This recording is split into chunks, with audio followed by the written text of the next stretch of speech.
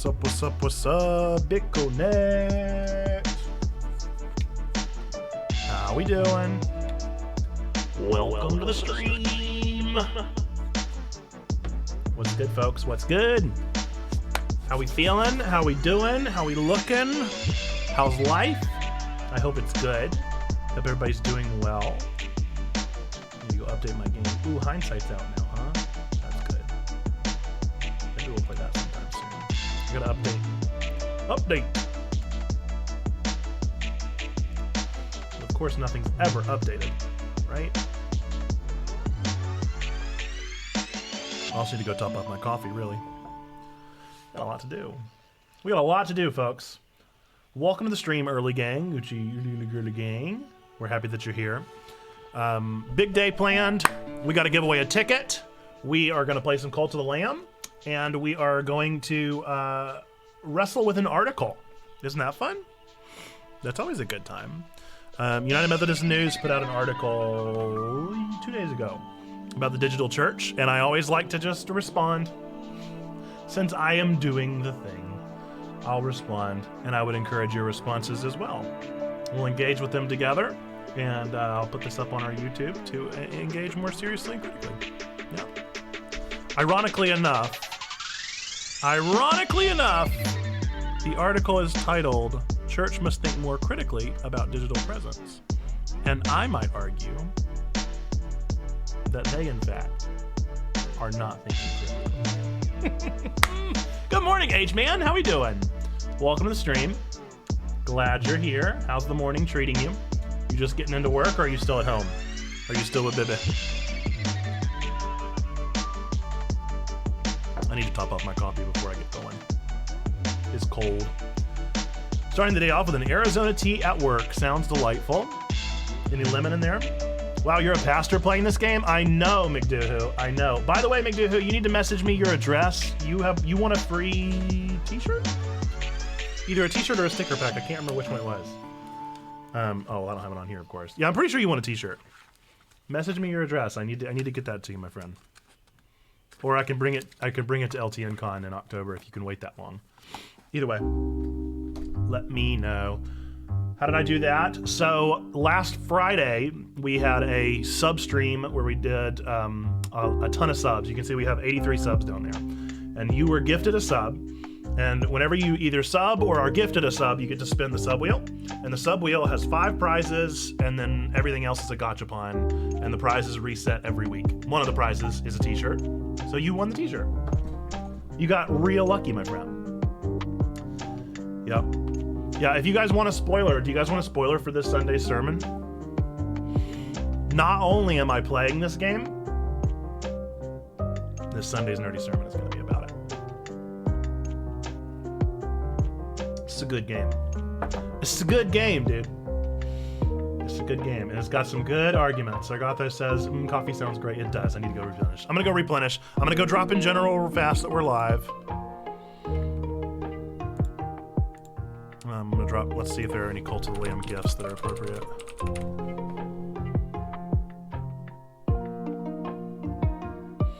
Yeah, I like this one of him just bebopping back and forth. Live! Sorry I don't get to be here more. Hey, you are all good. You're all good, McDoohoo. We appreciate any time you are here. You stream tonight. I was going to say, it wouldn't surprise me if you're not up super early on a Thursday, but you would be. It would surprise me if you were up super early on a Friday. Dalek challenged me to preach Cult while I was streaming it on Sunday, and it took me a couple minutes, but I was super proud of what I came up with. Hey-o! Well, tell me more. What did you preach about? How did you feel? What came out? Who doesn't love building their cult on a Thursday? Exactly, dude. Thursday. Thursdays are the day.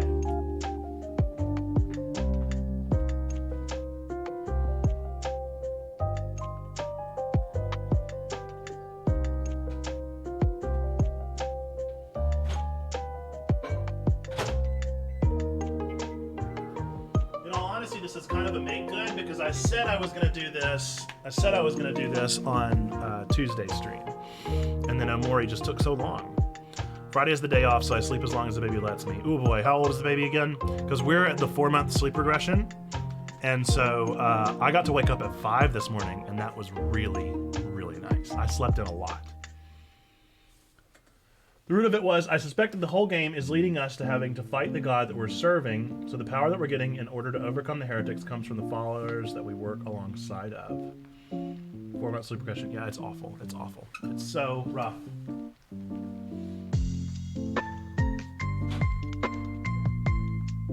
Not to mention my wife is just going back to work. And so she's just going back to work for the first time since April.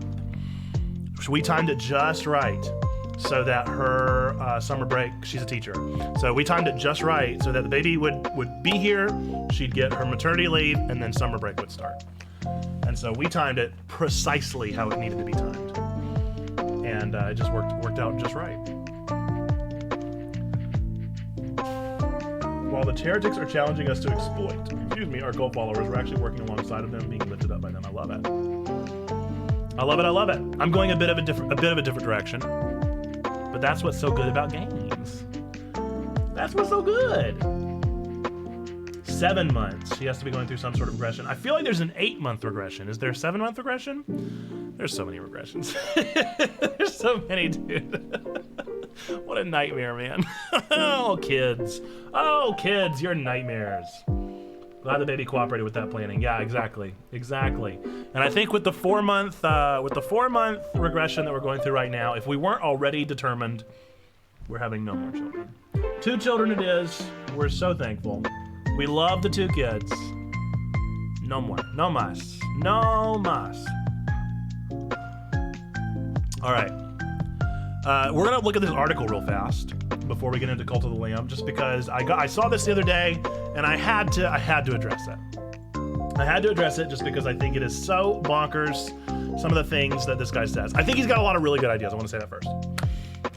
This article is really good. Got some great ideas.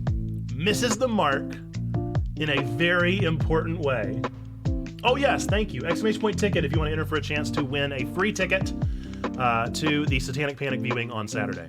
Satanic Panic viewing, we're doing a screening of the Satanic Panic documentary this Saturday at 7 o'clock Eastern, followed by a panel discussion. We announced our very first panelist, Tim Decker, yesterday. We're going to announce another one today, and another one the next day, and another one the next day, and then the thing is happening. So if you want a free ticket, there you go. There's your chance. I love this song. It's my favorite song.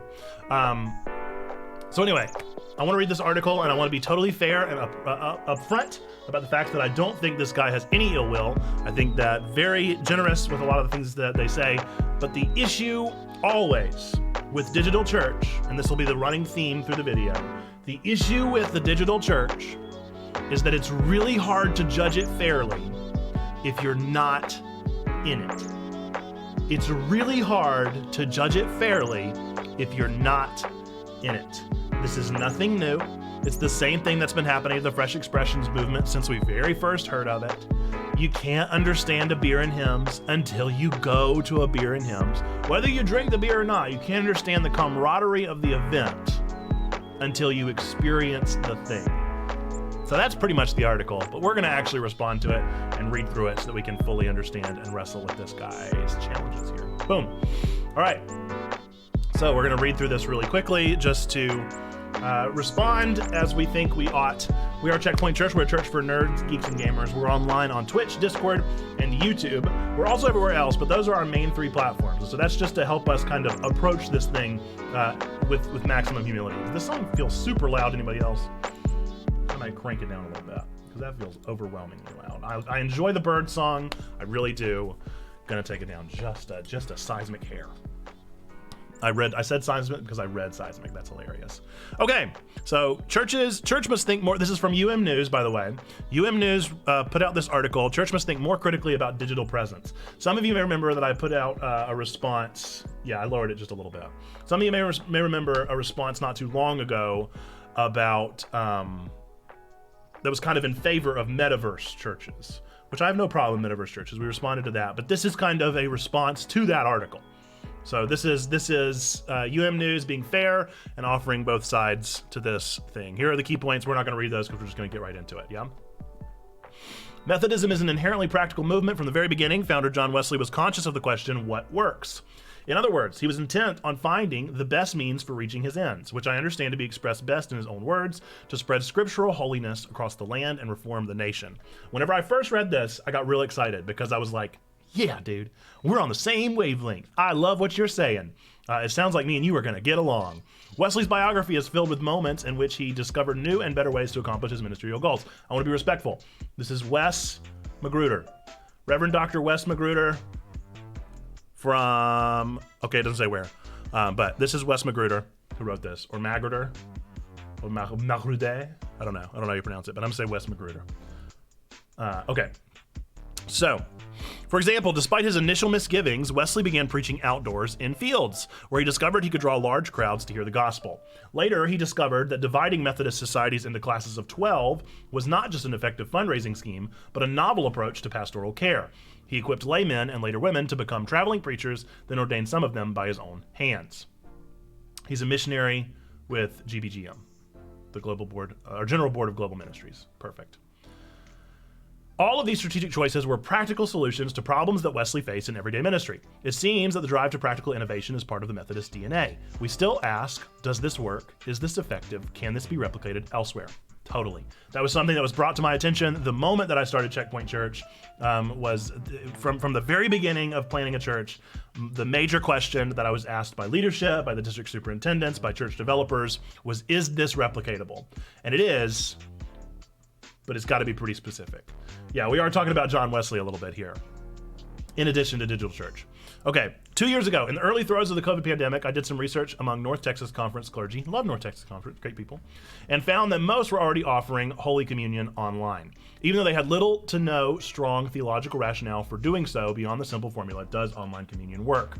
So for those of you that are unaware or uninvolved in this, early in COVID days, we were trying to figure out how to do communion. The Methodist Church was one of the first ones to kind of say, yeah, we can. And the bishops kind of sent down a holy order in smoke in the sky and said, yes, we can do online communion. Almost without exception, the clergy I interviewed framed their decision to offer online communion as a matter of practical necessity. Two went so far as to make it an explicit link to Wesley's own embrace of field preaching. As one said to me, all the reasons that people are saying no to online communion are the very same reasons people said no to field preaching. I obviously can't know if this is true. This is just his own story that he's telling here. This Wesleyan impulse to use, our bishop took about 9 to 10 months before she gave VA clergy permission to do online communion. I feel like it was faster in North Carolina, but it might not have been. Even still, it feels like it was before most did it. Grew up Wesleyan and went to Wesleyan. Cool, very cool. Yeah, we're a Methodist church plant. That's what Checkpoint is. I'm a Methodist elder, provisional elder still. But hopefully next year, all my papers get approved. We'll be into that next year. The Wesleyan impulse to use any means possible to spread scriptural holiness is admirable to a point. It signals a missional heart, a willingness to act in accordance with the ever-moving Spirit of God, an earnestness to have the mind of Christ. Again, we are still on the same wavelength. Me and Wes are like, yes, I agree with everything Wes is saying so far. I think it's great stuff. I agree with the hesitance towards online communion, to being very wary, to having as many reasons as we can, and to make sure that we're not just saying that we're doing it because of the fact that we're doing it. Agree, yes, good stuff. Critical thinking, love it. Missional heart, love it.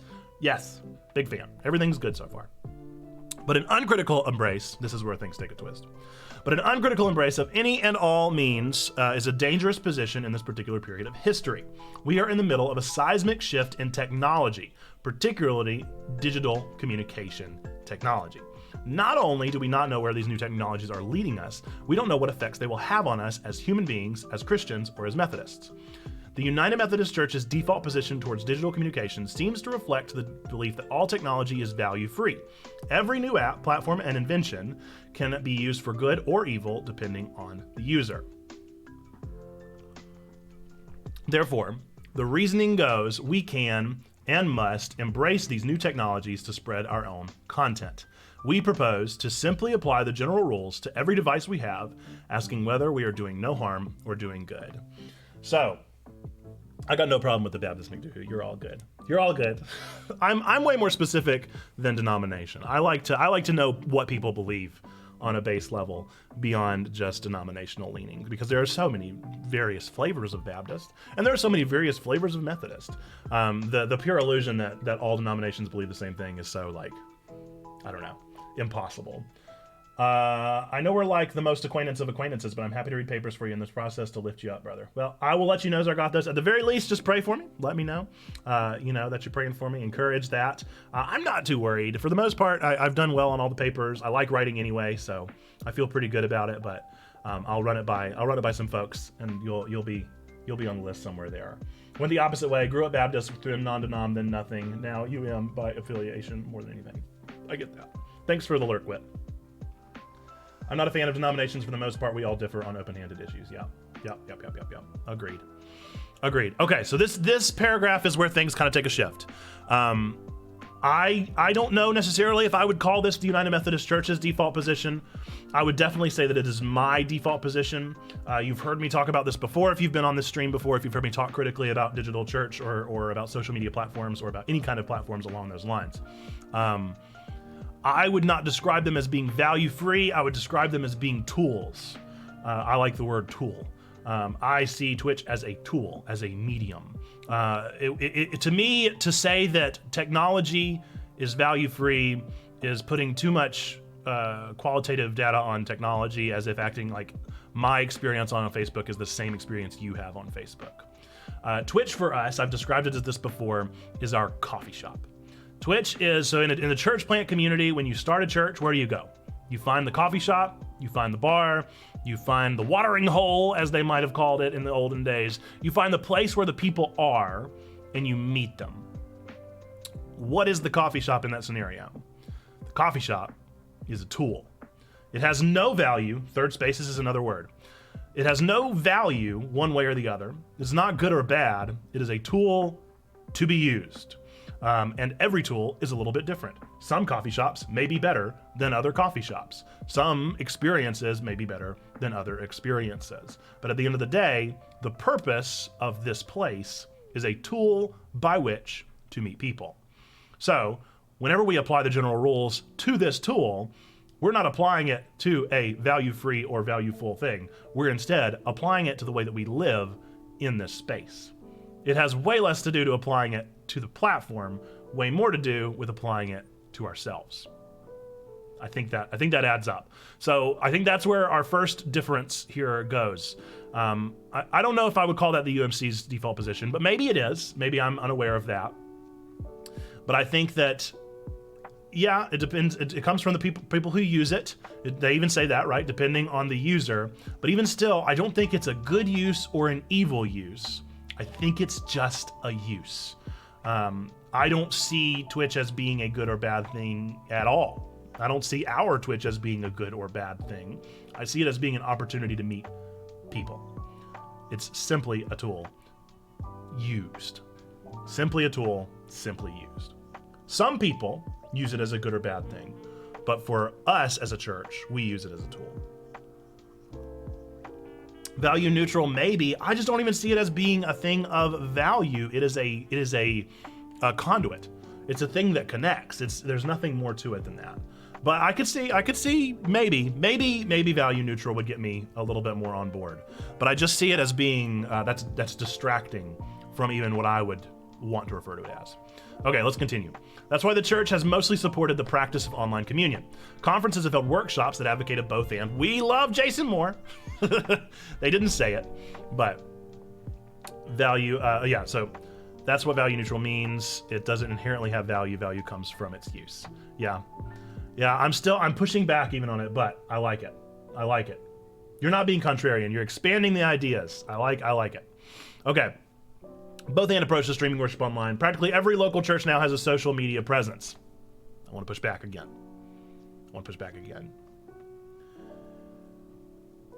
Every church has had a social media presence, because even the idea of not having a social media presence means you have a social media presence. Even a negative one, even a non-existent one, is an existing one in some way, shape, or form. Because simply by social media existing and you not being present on it, that means that you have an opinion on it. That means you're taking a stance on it, and it's noticed. Yeah.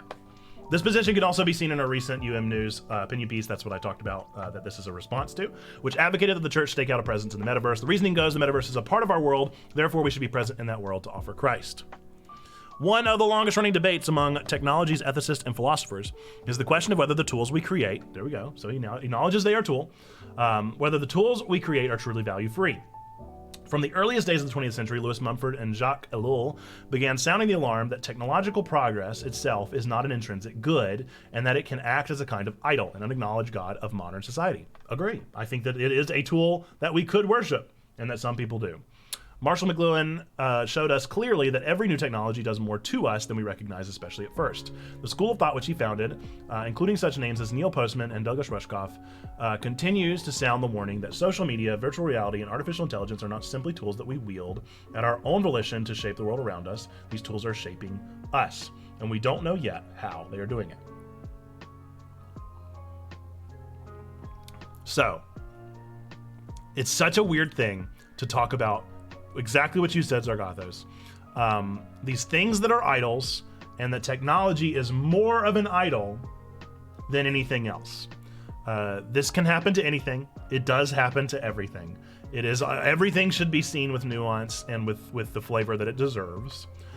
And to acknowledge that these tools are shaping us is to acknowledge that all things are shaping us. We are shaped by our culture.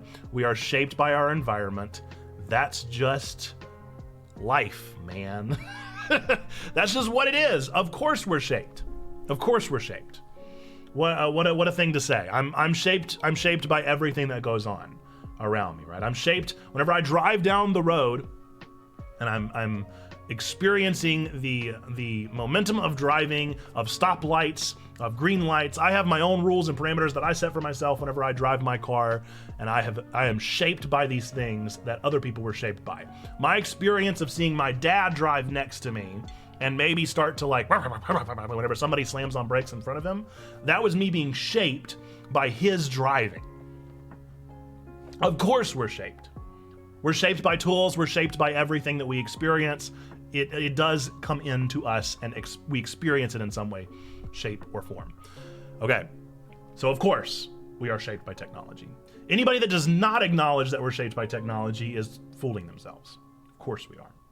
Sure, we're shaped by everything, but letting ourselves primarily be shaped by influence around us instead of primarily through Christ is where we lead towards sinfulness. Right.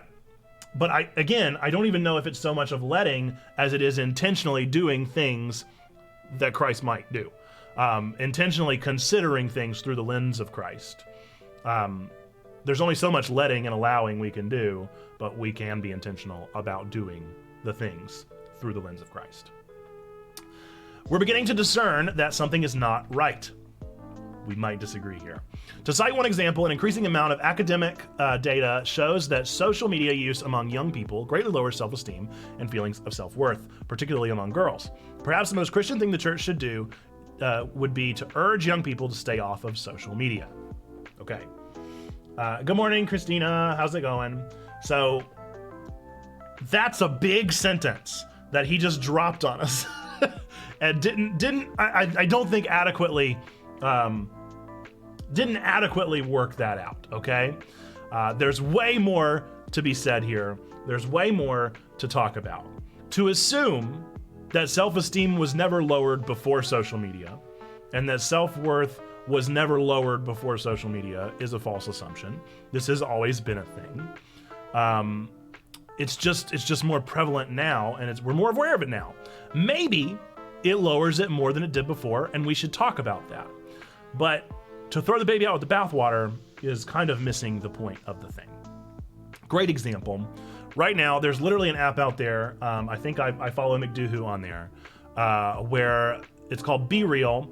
And the whole idea of Be Real is that you have to post. You don't have to post. You can post it late. But the idea is that at one time of the day, everyone that's on Be Real gets queued up with a notification on their phone that says post within 2 minutes. And the whole goal is it's supposed to be the anti-Instagram. It's not, I mean, it's okay. But the whole idea is it's supposed to be anti-Instagram, and that you have to do the thing right then, right there. You don't have time to perfect it. You don't have time to set up the social media influencer moment. You don't have time to do any of that. And so that's the goal of that social media. So should I encourage everyone to be on that social media? Should I encourage everyone to jump ship off Instagram and go to that one? Maybe. But I don't know yet. I don't know if it's going to do the things that that it's saying. I don't know if it's going to actually be adequate in counteracting the feelings of self-esteem and self-worth loss that we're experiencing. But to say that this is all the fault of social media, I don't think is fair. To say that this didn't happen before social media, I don't think is fair. And to say that because of it, we should just encourage people to be off of social media entirely is naive and impossible.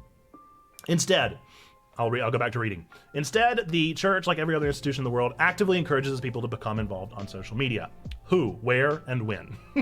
Where am I seeing this? I don't know if I'm seeing this active encouragement for people to become involved on social media. I don't know what, again, I think that this might be another naive point of like, where are people experiencing this?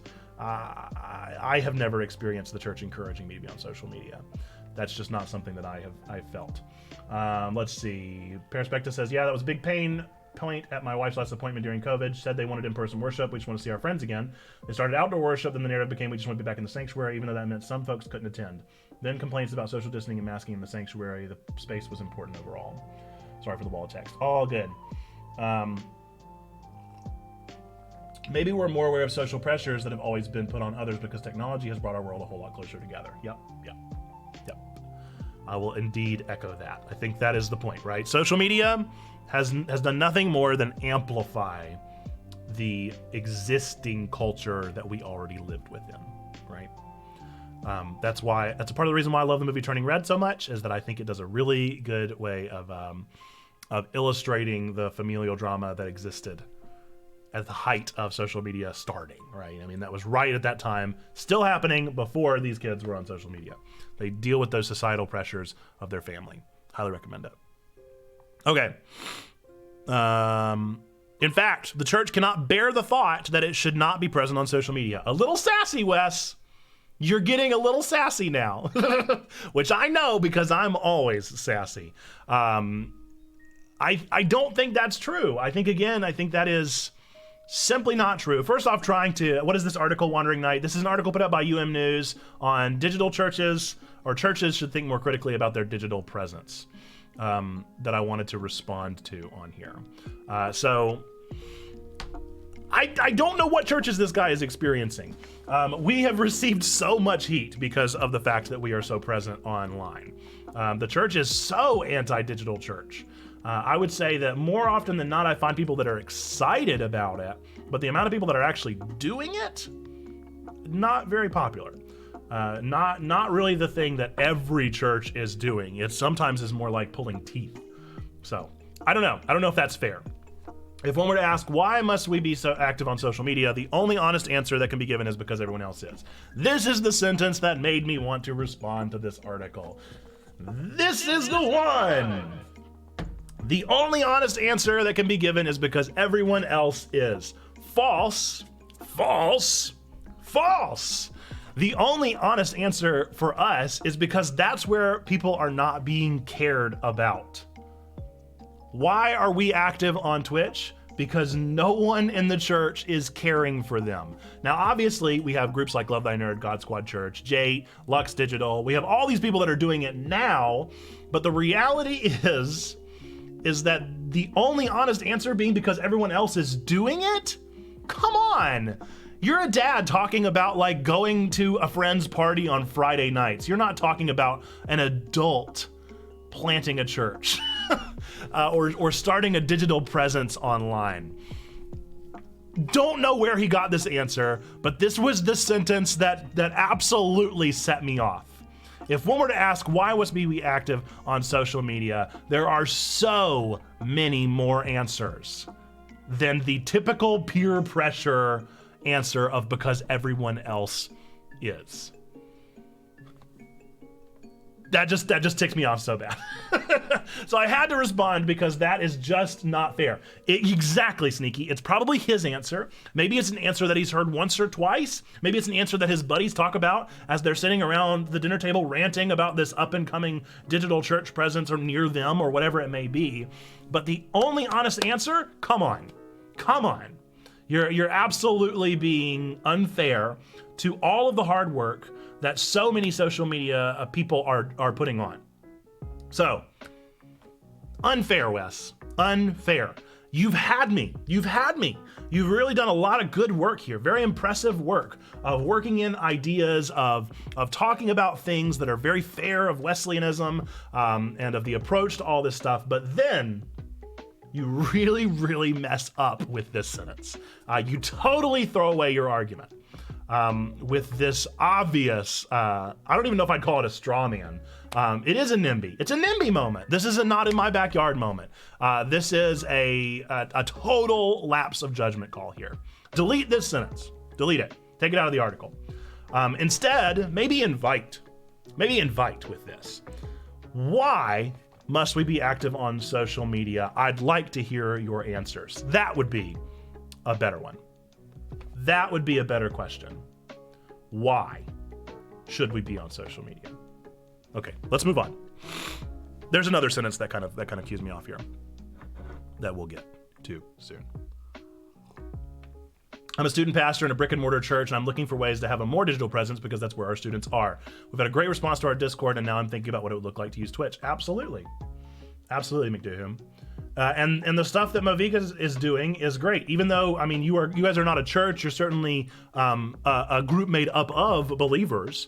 But what you're doing is creating a family-friendly approach to news of nerdy orient.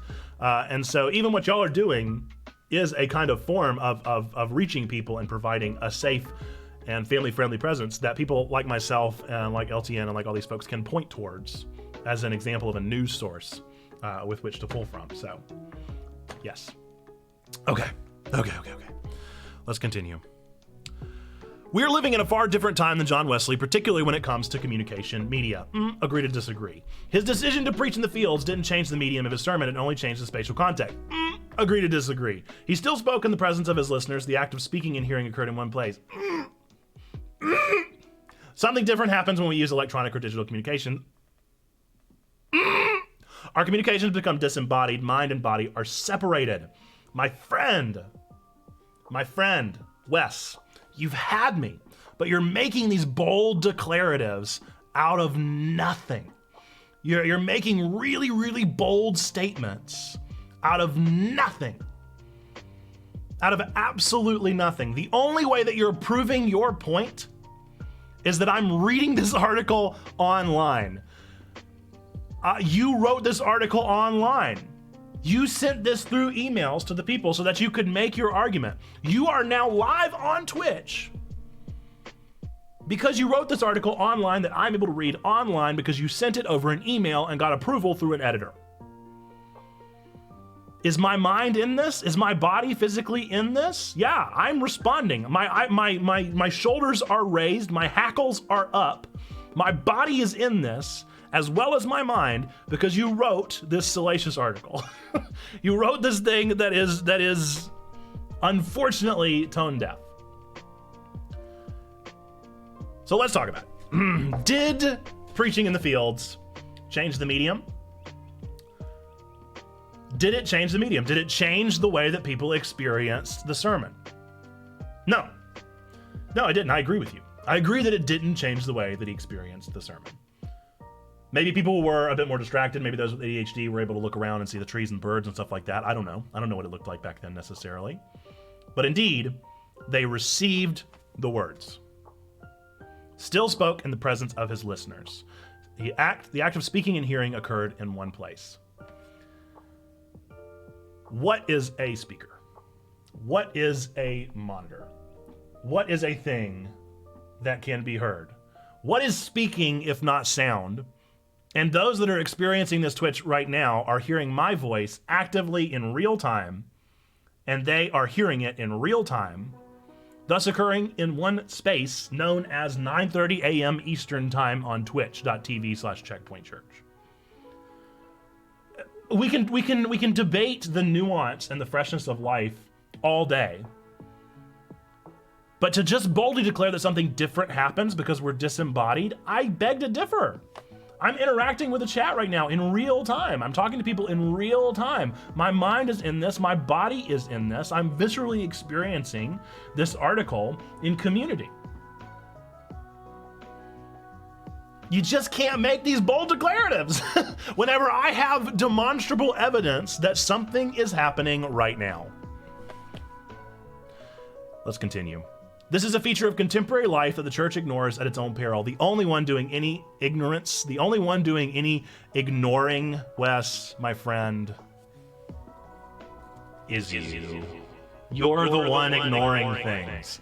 The essence of our faith is the conviction that God has become incarnate in the world. God took on a body and entered the space-time continuum. What a time to talk about space-time! I just talked about space-time. I didn't even remember that sentence was in this. I just talked about space-time and the fact that we're all in the same space-time as 9:30 a.m. Eastern on twitch.tv/checkpointchurch. That is our space-time. Jesus is the incarnate one, the perfect image of God. And who are you, Wes, to say that Christ can't live online? Who are you to say that Christ cannot be incarnate digitally? Far be it from me to declare where God cannot be incarnate. Far be it from me. You take that stance if you want to, but please don't stand too close to me, because I would not want to be the one saying where Jesus can and cannot be incarnate. That's all I'm saying. It should be noted that God did not come to us in a disembodied form, but again, you're making a bold claim. You're making the bold claim that it is disembodied. I disagree that it's disembodied. So in essence, where I'm standing and where you're standing, you're saying it's disembodied. I'm saying I'm living it embodied right now. So by you saying that Jesus can't be incarnate in this embodied form, you're setting a box around God. God didn't come to us as a Monty Python-esque floating head in the sky, nor as a televised image or radio broadcast voice. Non sequitur. You totally missed the point. God had a body that could be seen and touched and heard and experienced. Oh. I can touch my computer. I can touch the speaker that the sound is coming out of. I can touch the camera. I can read. I can experience. Oh boy. Okay, hang on. Let's go back because we got some things going on here. Perspective says this is being shared on a digital platform. So Agatha said, Paul first went to the synagogues, and then when he was rejected, went to the Gentiles. He went to where the people were and shared the good news with people who needed to hear it. Absolutely. He wrote this article online because he knew it would catch more people than if he had written it on pen and paper. Exactly. You know what's great about the digital church? I don't get it once a week for an hour-ish. It's literally on my mind every day. I'm in community literally every day. Real-time communication that you can't do well during in-person worship experiences. Love the emphasis on the physical body by a group that literally obsess over the presence of a divine, non-physical soul in every person. Can't necessarily do well. The group being Christians. I say this to people all the time as one of the biggest reasons why I support digital church, because it is living in constant community. Yeah, absolutely. Jesus can't be in music, movies, video games, online. Impossible, right? Totally missing the point. People can also be at work and be lurking in chat on stream, constant worship, constant devotion, redeeming things like games and culture. Absolutely. Did you forget about the Holy Spirit with that sentence? Yeah, a little bit, right? I mean, what are we talking about with bodied and disembodied? We also have a third form.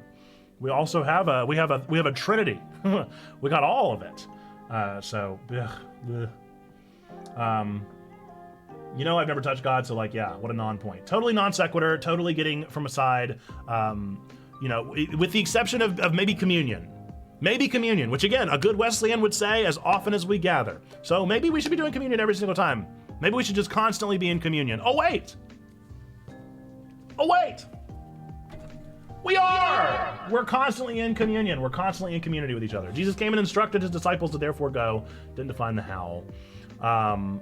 Also, who is he to say that had the internet been a thing that Jesus lived, he wouldn't have used it? Exactly. May very well have, and is. Jesus is alive and is using it. Jesus is living. Christ has died, Christ has risen, Christ will come again and is present in the kingdom of God that is existing right now. Yeah, great point, McDougal. God has only been physically embodied for people to touch for like 33 years in all of history, right? Or in the body and the bread. That's when we get to experience that.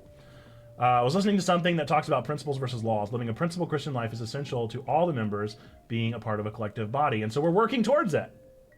We're working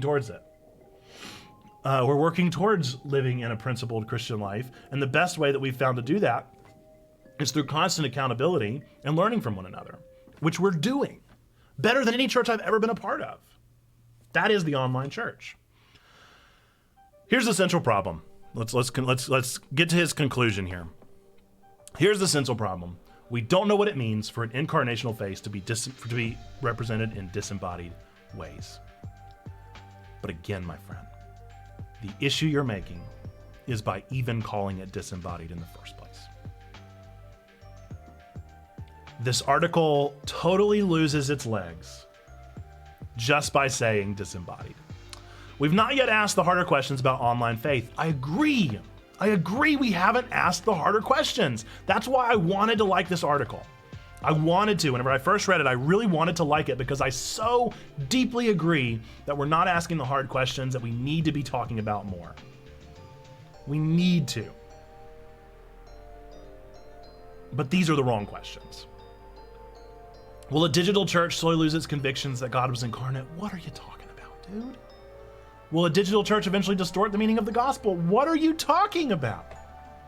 Will a digital church eventually become less real, less grounded, and less moved by human sweat and spit? What are you talking about? These are not the hard questions. These are not the hard questions. These are not important. You are totally missing the point. You're missing the point entirely. Those are not the hard questions.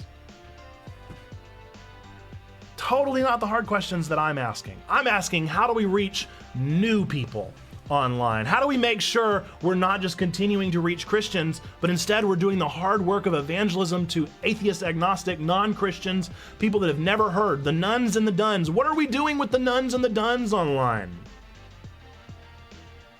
We don't need to be talking about if we're losing our conviction that God was incarnate. I have never once met a person online that is like, you know what I'm thinking about today? I'm wondering if God actually came in skin and flesh. No, that is not a good question. Our evangelistic sense needs to be asking, how are we reaching new people? Are we reaching new people? That is a hard question. That's a hard question of online. The question is, how are we allowing ourselves to move past the consumerist culture of the online church and moving towards a creative sense? That's something that we're really important about here at Checkpoint. I am trying my best to take a notable shift from consuming content, creating content, into a place of creating community. And so that's our whole purpose behind our level 2 thing, is that I want to give people the opportunity to not just consume Checkpoint Church's stuff, but to enter into a relationship with those that are here in this place. That's a hard question. A hard question is, how are we moving past the consumerism of online culture? Good question. How are we allowing Jesus to live in this space? How often do we take communion? We're online 24/7. That's a great question. There are hard, good questions. These are not them. These are not the questions we should be asking, my friend. Rather than rush to use every new digital technology that comes to us because it works, nobody does that. The heirs of Wesley have to do something that he simply never did, develop a critical mindset towards the technologies that we have naively allowed to shape our lives. Again, Magruder, with all due respect, I think you do wonderful work. Love a missionary. I'm sure that you do incredible stuff and you had some really great ideas at the beginning, but you've totally lost your mindset. And the only one that's truly being naive is yourself. I don't know if you've not experienced digital church. I don't know if you've not experienced a real digital church. I think maybe you've only ever experienced very surface level examples of people that really are just kind of reaching, but you've totally missed it. We are not disembodied. We're more embodied than we've ever been. We are not rushing into things. We don't do every social media. At Checkpoint, at least, we have 3. Do you know how many social media platforms there are? There are so many. Do you know how many we use? 3. And what's the newest one?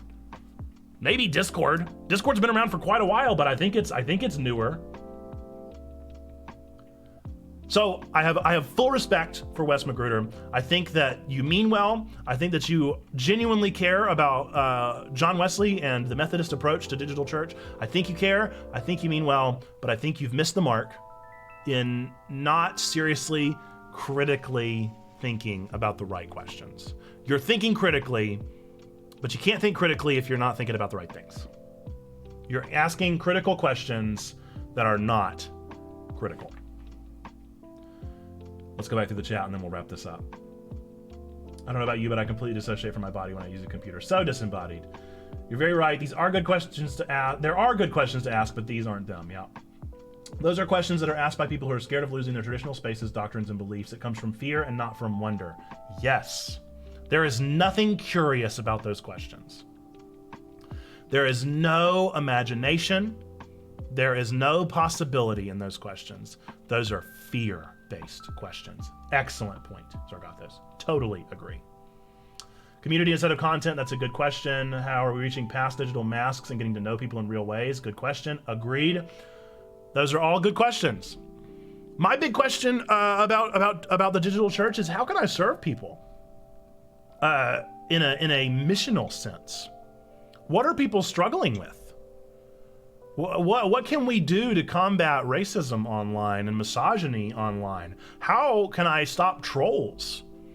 How can I help people to work past their aggression in the chat section? Those are good questions. What happens if Checkpoint Church reaches out to him and invites him to a stream for a dialogue? I would love a dialogue. Wes, if you're seeing this video, if you're watching it on YouTube, you see we responded to your article, whatever it may be, I humbly would love to have a conversation about digital church and to just pick your brain about the more critical questions. I think you have a genuinely curious spirit, but I think you are afraid. As Zargathos said, I think you're afraid, and it's the same thing that we've talked about again and again and again and again and again. Digital church is not here to replace the traditional church. I have nothing but love for the traditional church. I love to go to a worship service. I love to go to a physical church building. I love to experience the touch of the people around me. I love that. I love it. I love it. I have nothing against it. I am not here to replace or to throw out the law. I am here to fulfill and to reach new people, to extend the loving hand of Jesus Christ to all people of all nations, including the nation of the internet. I think we've said our piece. Great question, the missional challenge of the digital church. These are the questions I'm asking. And Wes, I would so much rather have your opinion and your thoughts and your theological wrestling on the actually critical questions. You bring up a great point. The church does need to think more critically about our digital presence, but you have missed the mark on where that critical presence is. McDoohoo, this may be an ignorant question, but is Checkpoint only online? We are 100% online as of right now. We have game plans in the future of trying to figure out a way for us to maybe meet in person once a year and do kind of like LTN Con does, where we gather together and we take a couple days to celebrate in that moment. But currently we're 100% online. We're on Twitch, Discord, and YouTube only. We're on other social media platforms. We don't use them as community building platforms. We use them as tools. Back to the beginning of the article, we use them as tools with which just to reach people. But our main platforms are Twitch, Discord, and YouTube. From Jerusalem, Judea, and Samaria to the ends of the earth, including the digital ones. Yes. So if you're watching this on YouTube, thank you for watching. Appreciate you being here in this video and indulging me as we work through this article. I know that this is tough stuff. These are important questions and important things to consider. And I really do think that this elder has a really good idea of asking these questions, but just misses the mark of what those questions actually are. Even looking at the key points, okay? We're in the middle of a seismic shift, agree. We don't know how this will affect us, agree. United Methodist default is that it's value free and that something is not right. That one we probably don't agree on. We must think more critically. 1 and 3, I agree with you on. Number 2, I think you missed the mark, my friend. You missed the mark. Thank you for watching. I appreciate you. God loves you. We love you. You matter, YouTube. Thanks for being here. All right. With that, let's play a game. There's a lot of critical questions we should be asking, folks, and I hope that you've enjoyed this deep dive, this kind of nerdy conversation on digital church. It's an important thing to consider. It's an important thing for us to wrestle with. I just think once he said what he said, it really it triggered me, and I got triggered. I got triggered. Yeah, nobody tell the YouTube folks that immediately after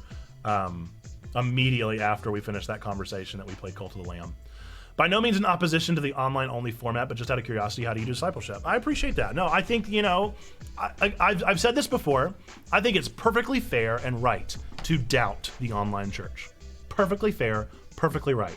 We should be asking critical questions, and we are asking critical questions of ourselves constantly. That's why I welcome articles like this, and I welcome conversations like this, because I want to work through these things. I don't have all the answers. One of the biggest areas that I'm still lacking is baptism and communion. I don't have a really good answer to baptism and communion yet. We're working through it with our level 2 constantly.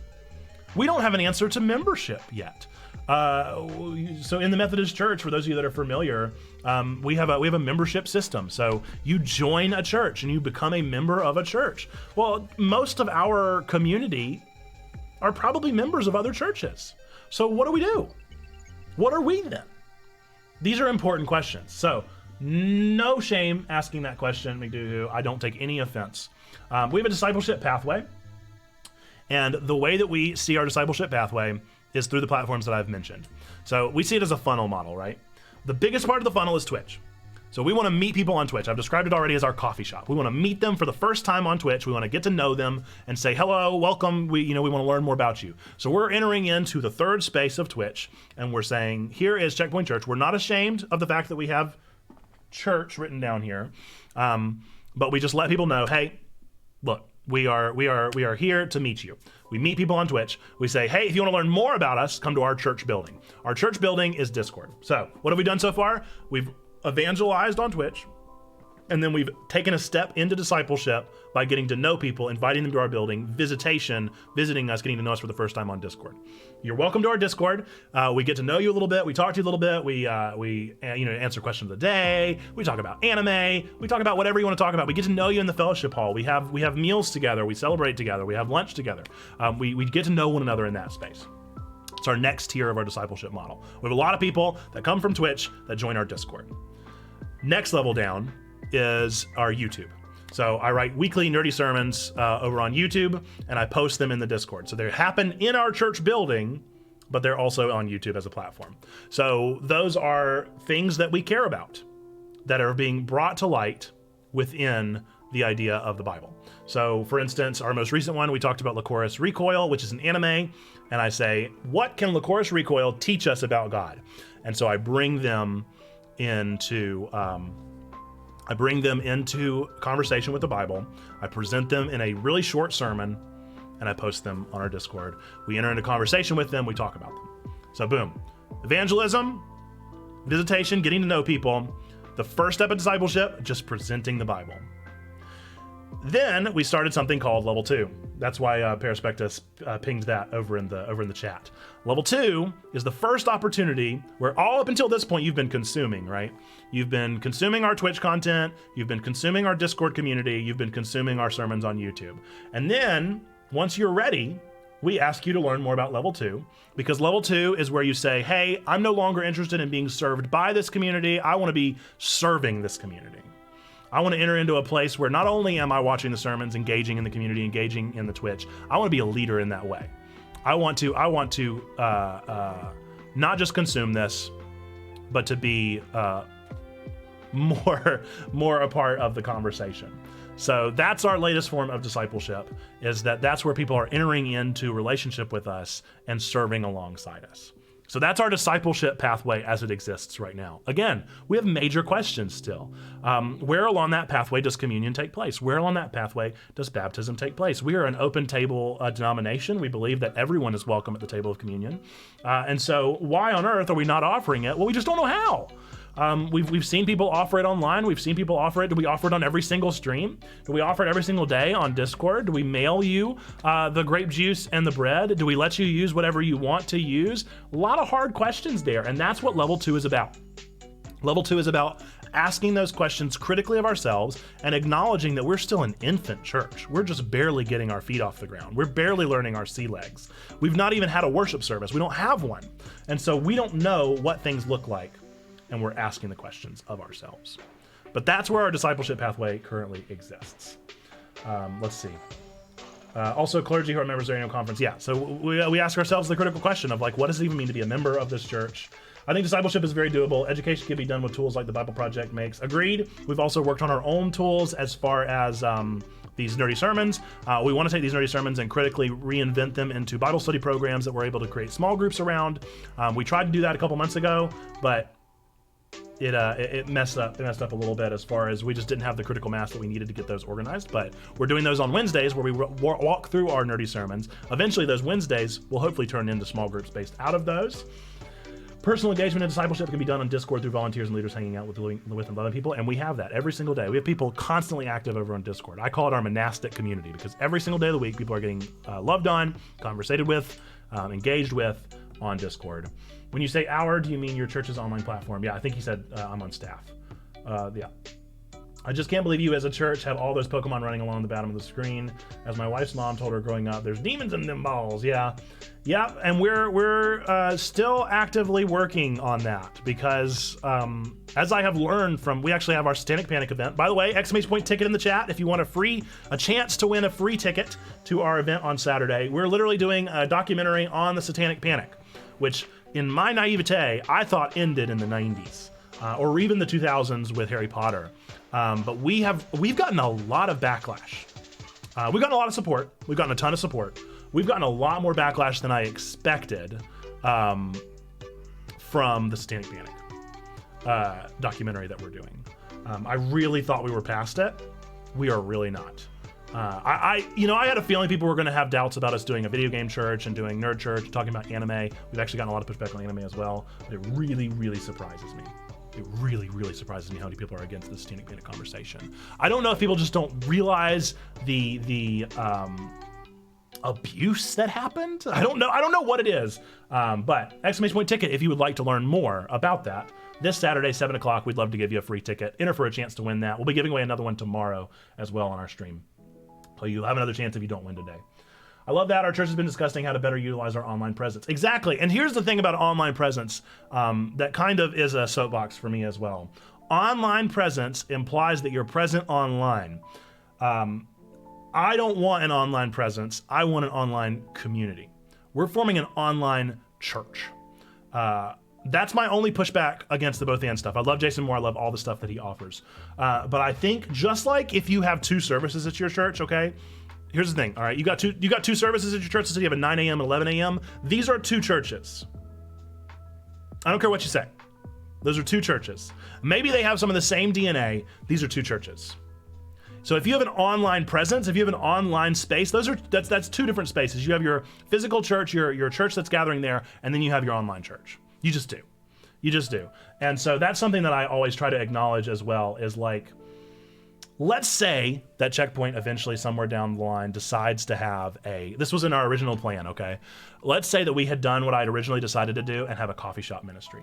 So I wanted to have a game shop, coffee shop, where we sold used games in the front, and in the back we had a worship service. That was my original plan, right? We had a kind of a fresh expression, barcade movement, right? That kind of thing.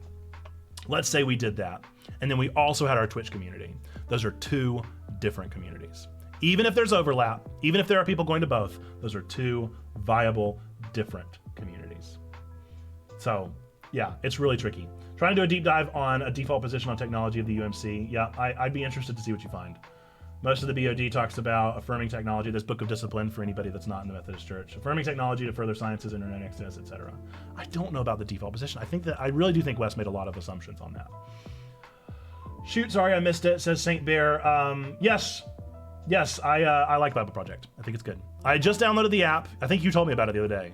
I think you told me about the app literally like a week ago in one of the streams, Jake's stream or something. It may not have been you, but I think it was. I just downloaded the app, so I haven't experienced that, but I've listened to the podcast for a little while, and I think I listened to like a dozen or so episodes, and I like it. I think it's good. I think it's good stuff. The only thing the internet usage that I can find is the internet must be managed responsibly in order to maximize its benefits while minimizing its risks. That sounds very mature and responsible to me. Right, we want to move from online presence to engaging those who are primarily online. Love it. Preach it. Send them what I just said. Clip that and send them what I said, because I really do think you have two different churches once you have that. Let's talk about the Barcade Church thing, though. I love it. I love it. I still think it's a good idea. It just wasn't for me. But it was a vision. It was a vision that happened. So maybe someday. I honestly believe that if a brick and mortar church truly wants to engage people online, then it needs to be someone on staff. Chats in the clap for McDoohoo. Yes, McDoohoo is in here preaching. There has to be. They need their own pastor because they are their own church. At the very least, they need an associate of that church to totally take over. Yes, absolutely.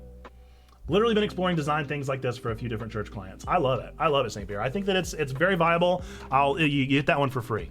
I have no current vision for it, but I love it. Room for the online partition built into the structure. Yeah, it's got to have its own pastor. That's another truth though of pastors in general is if you have more than one service, my humble opinion is that you need an associate because you're dealing with two churches. You're dealing with two churches. It just is. It is. The church is a living, breathing organism. The congregation is a living, breathing, evolving organism. And if you have two services, you have two living, breathing, evolving organisms. And they need to be taken care of. They need to be responsibly driven by someone who has the time to observe. Whether it's a volunteer, whether it's paid, whether it's ordained. I don't care about that necessarily. I do think that we need ordained elders, we need ordained deacons, we need people that are ordained and properly trained for those kind of things. But for a second service, if you want to figure things out or have somebody that's trained a little differently for a second service or an online service, we can talk about that. That's another conversation entirely. Movie, game, and gachapon. I got you. Gohan, you need to focus your energy on the gachapon.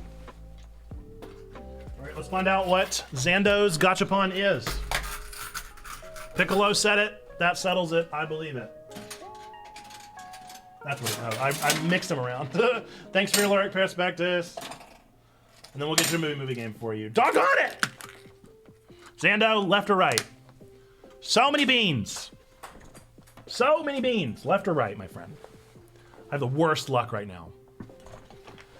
Oh, my coffee's cold. It's the, which one is it? It's the, I thought I already had this one. It's dirty dishwasher again, but I could have sworn I'd already had this. Finish the bean, not happening. It's not happening. I tried left last time, it wasn't good. Let's go right again. All right, dirty dishwasher, here we go. Bottoms up. Dirty dishwasher, nasty bean. Of course it's gross, Jim. Not as bad. Oh, there's still junk.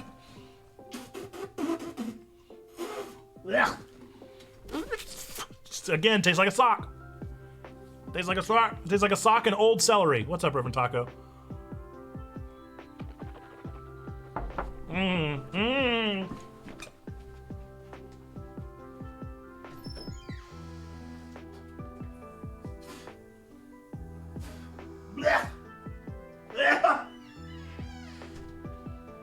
It's the old celery that's doing it to me. It's the old celery that's doing it to me. I don't even like celery that much in general, let alone old celery that's been in the bottom of a dishwasher. It tastes like if you eat the stuff that you mix up in the thing in the bottom, what is it called? The disposal. Dirty dishwasher. Ugh. I could have sworn I'd already did that one, so that must mean that I did another one the other day. I did it because Zando is evil. I'm going to find the Krabby Patty formula in this gachapon eventually. What are the odds that would be the voice I'm doing during that gachapon poll? That's great. Crabs, we have to find the Krabby Patty formula. Crabs, give me the formula. No! All right. Here's the thing about this bean. Left or right, H-Man? The thing about this bean is I don't like either of them. This is either buttered popcorn or rotten egg. Here we go. So, I'm not gonna have a good time. Enjoy me not having a good time. Oh, rotten egg. Oh, rotten egg.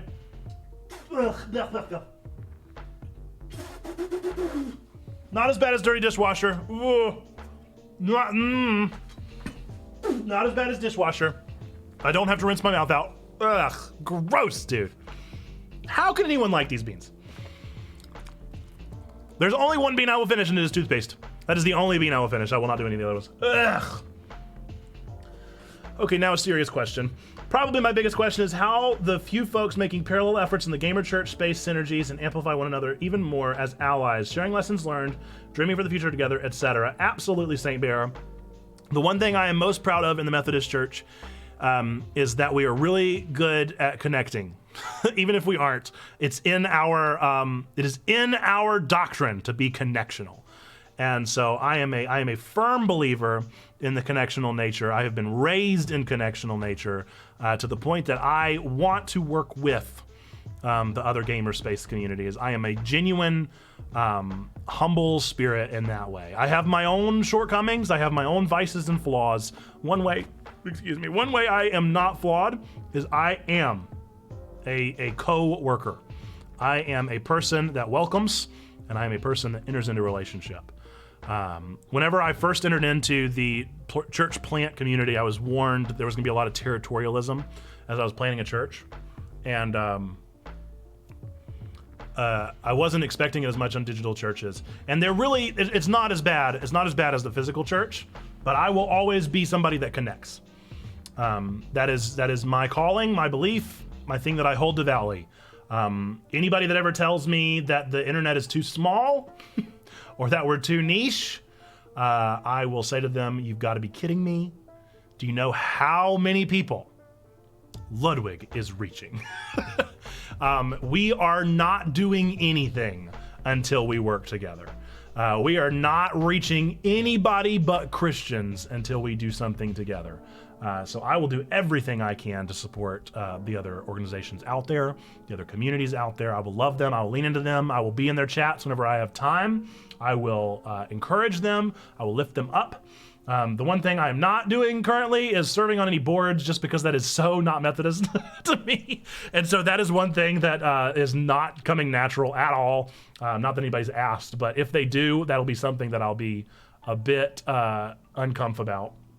But I'm a firm believer in supporting these other organizations. I will do it. I have done it. I will continue to do it. And that is something that is vitally important to me. Yeah.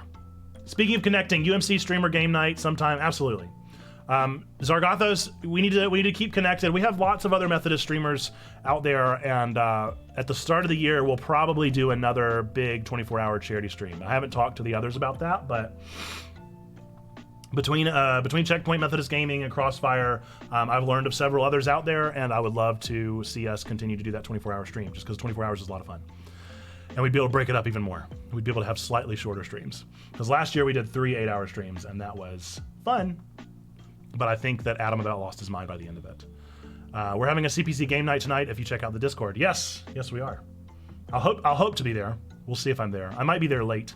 It really depends on when the babies lay down. You never know what the babies are going to do. Okay, let's play Cult of the Lamb, huh? Let's make a cult. Now that we've talked about good old church stuff, let's make a cult. Folks, !ticket in the chat. Do not miss your chance to potentially win a free ticket to the Satanic Panic event this Saturday. It is an important conversation that is worth having. We're going to have 5 panelists there. 5 panelists from across the gamut of Dungeons & Dragons lore. We have 2 people that actually worked on Dungeons & Dragons 3rd edition. We have people that grew up during the Satanic Panic in a Christian sphere. They were at church camps. They were experienced a lot of stuff. Movie! Oh my goodness! You didn't miss it. I forgot it. Another thing that I will say about this game: use a controller. Use a controller. I missed the controller recommended whenever I played it on Friday, probably because it was 11 o'clock at night. Use a controller. This game is so much easier with a controller. Okay. Here we go. Zando, here's your prompt. People, do not answer the question until Zando gets a chance to make his guess. Anastasia. Oh, man. Okay. Okay. I'm very sorry that you have to hear a pastor read this prompt. Anastasia Steele falls for a BDSM-obsessed millionaire whose real kink is stealing a single baby from a set of quintuplets. I'm going to read it again, but only one more time, Zando. Anastasia Steele falls for a BDSM-obsessed millionaire whose real kink is stealing a single baby from a set of quintuplets. Am I saying that you need to get a PC controller before I play tonight? I would recommend it. With this game in particular, yes. I'm only on day 2. Holy moly. So I started playing this game and on my own time, and I'm like 17 days in. And I can't believe we're only 2 days in. 50 Shades of Grazing, Arizona! Very good. Chats in the clap for Zando. Nailed it. That is indeed it. Does this feel super loud? Anybody else? Is that just me? I'll crank it back a little bit. It still is a little loud. That looks better. I hit day 18 last night. A little loud. Yeah, I agree. Fun facts. You can collect these things. You can collect the little spiders. Of course, the day ended there. I gotta figure out everything I gotta do, folks. Is it still super loud? I can turn it down even further. Great leader, the cult is growing by the day. It is time you gave it a name. Hey, well, great. What perfect timing. What should we call this cult? I'll cut it down a little more. Maybe it's too loud still. What should we call this cult, friends?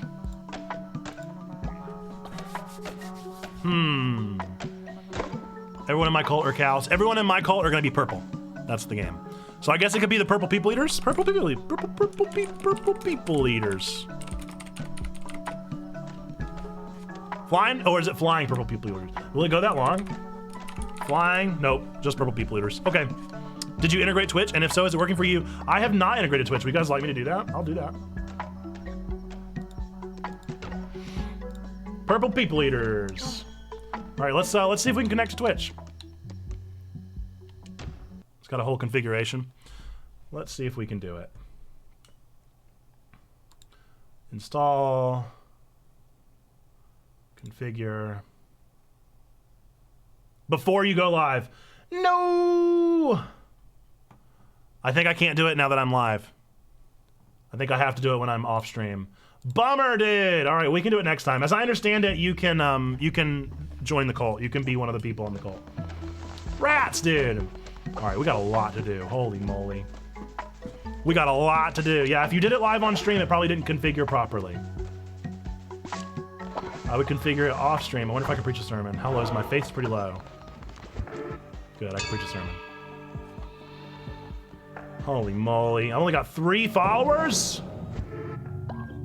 Rookie days, dude. Okay, let's see. I like these weapons the most. Chat can enter a raffle to be each new follower. I love that. We'll make it happen. We'll make it happen. For real, folks, exclamation point ticket. We've only got 2 entrants so far. The chances are too high. They want me to do a ritual? I don't have enough bones yet.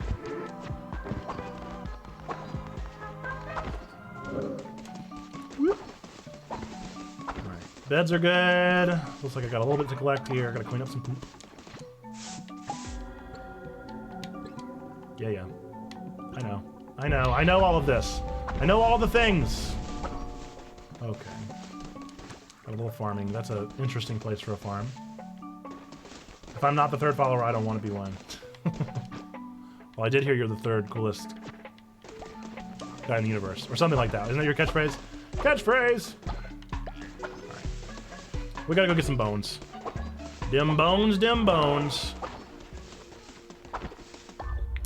So the one thing that I have discovered about this game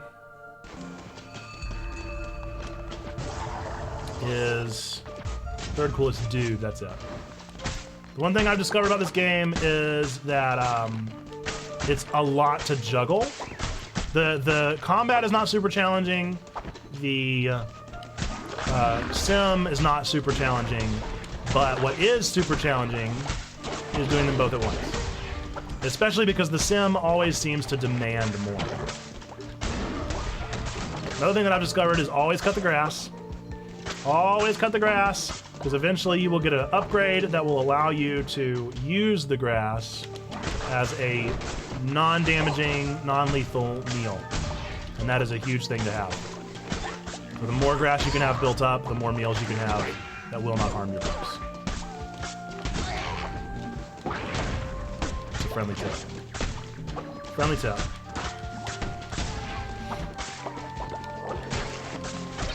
Yeah, the timed quests can get a little stressful.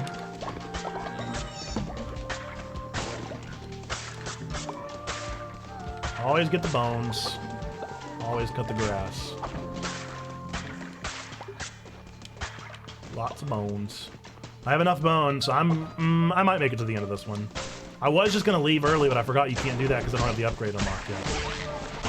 Also, sorry if that was spoilers. I didn't say anything to the day, H-Man, because you mentioned you wanted the ability to be able to leave, and I was like, yeah, wouldn't that be nice? Yeah, gee whiz, sure would be cool if they had that feature. Ooh, look at all these. Look at all these boys. So many spoilers. Always get the bones, always cut the grass.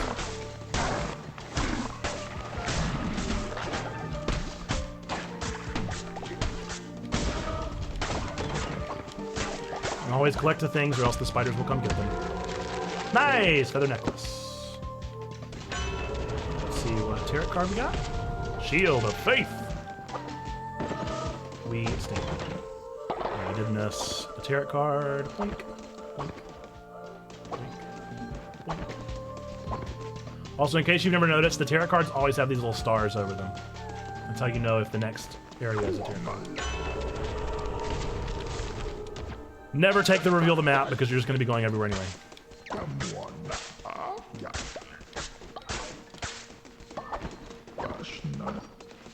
Always cut the grass. Here too. Always cut the grass. Also, whenever you get the teleporting ability to leave a map early, you will not really want to use it unless you have lots of stuff, because it'll take 15% of your things. Let me take a follower. I need all the followers I can get.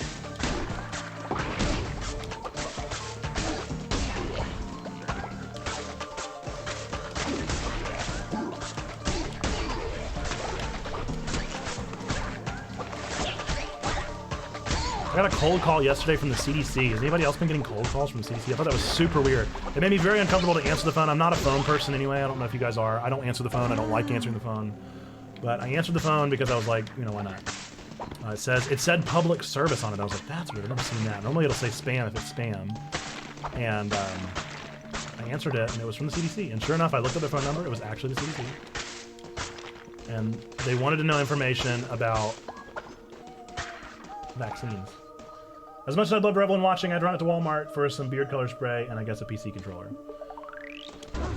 Enjoy, my friend. If you have an Xbox controller that doesn't have the rubber bumper up top, you can connect it to your computer, just FYI. If it has the rubber bumper up top, then you can't. But if it's smooth like this, where there's no rubber bumper up top, then you can connect it.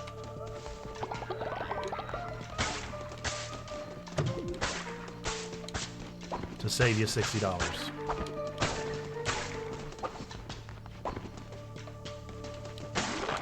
I think this game is so much easier on controller.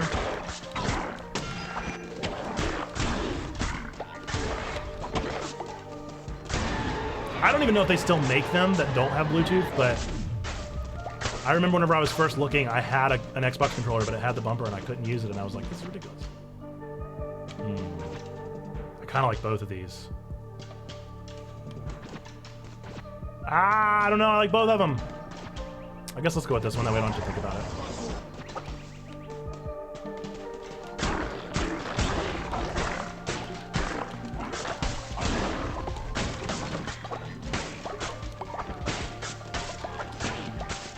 I got so much fertilizer from that one for some reason. Alright, let's go tear it first. Let us do. We don't really have any more chests, so let's do poison enemies.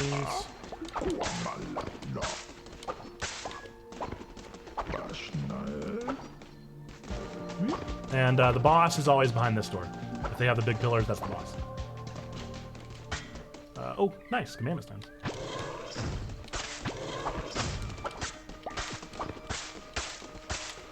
One of the things that I don't like very much about this game is actually the rituals. I very rarely do them. I don't really like them. Balafar! What's up, buddy? Missed you, friend.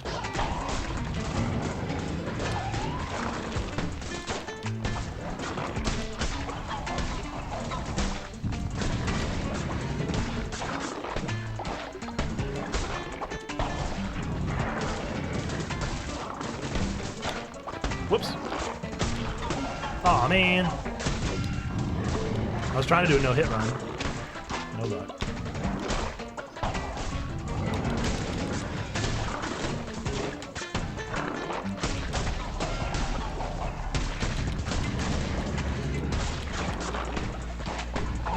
If I can't get a no-hit, then I don't even want it.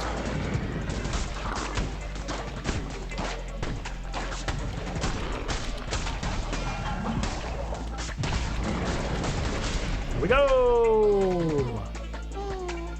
Hey, buddy. Hey, buddy. Come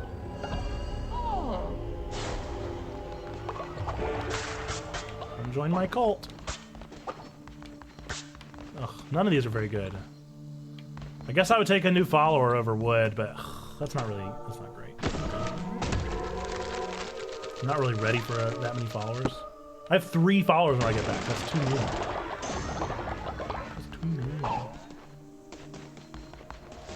Probably don't have enough blood. Wood. Cleanse the non-believers.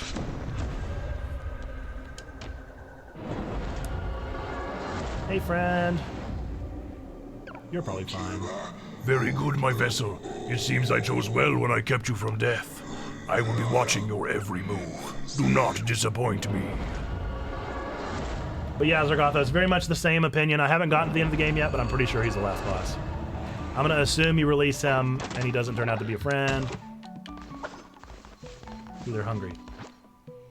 They're hungry and they're filled with doubt.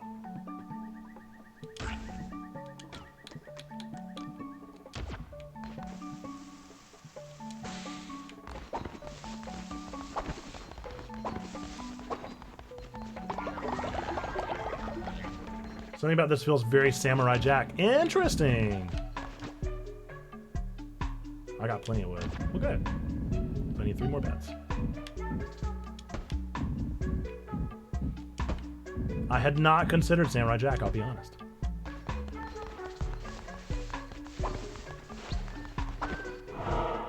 Very chowder, yeah, I definitely get that.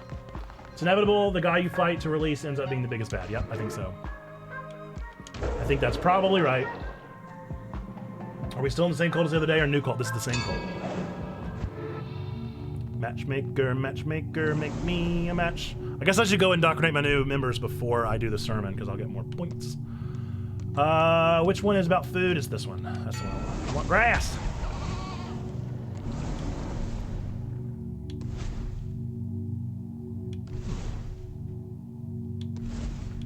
Interesting. I'm gonna do the grass one, so this is fine.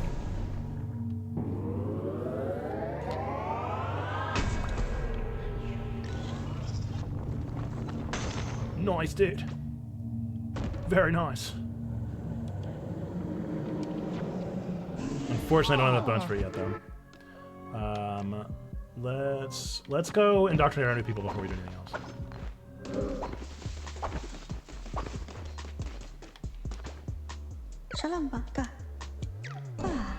Alright, obviously you gotta be purple. Purple. And, oops. Not what I meant to do. You were a giraffe, weren't you? Or were you a cow? I thought you might have been a giraffe. I think I messed up. Aw, man.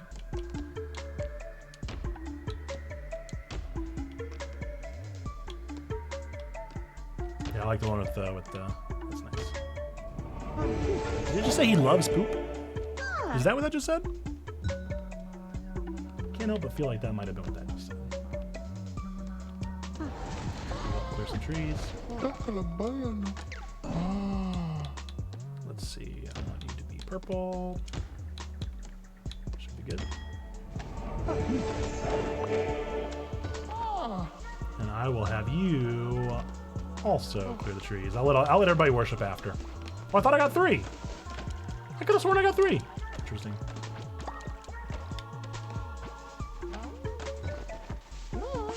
So eventually you'll get the ability to have people farm for you. Famished. I beg of you, is there anything to eat? Of course there is.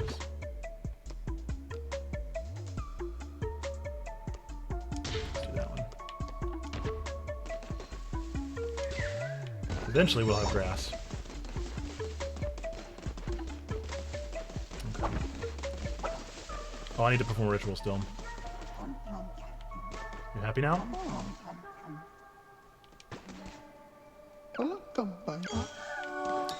Like a reward.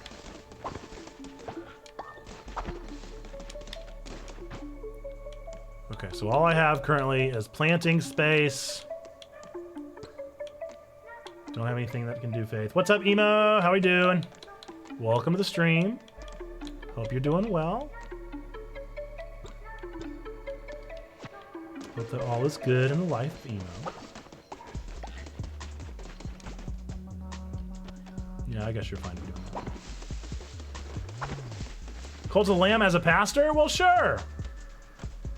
Why not?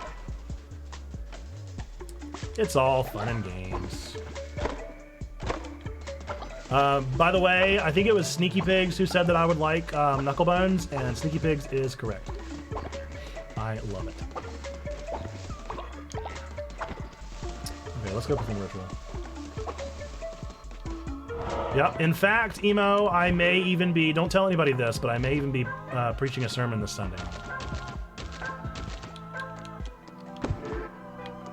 Even Cult of the Lamb can be redeemed.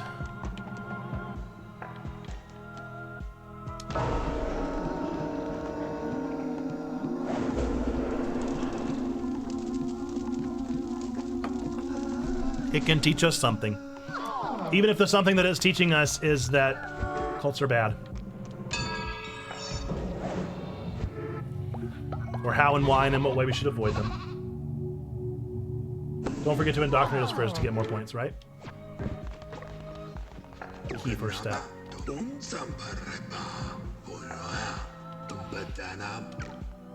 Yeah, I need to start blessing people. I also got to give you a gift. Yep.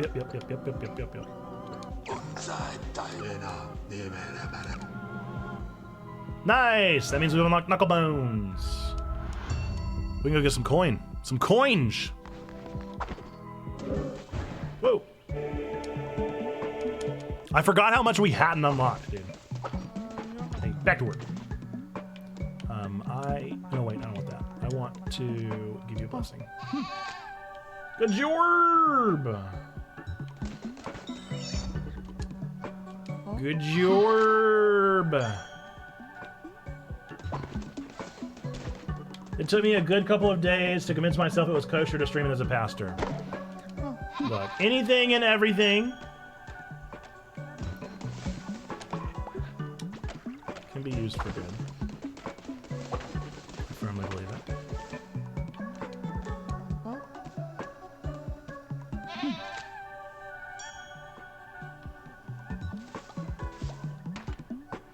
Oh, what's up? No, I don't want to mine. No, no, no! What are you doing? Ah! Why won't it let me have control? Oh, I lost Bluetooth connection.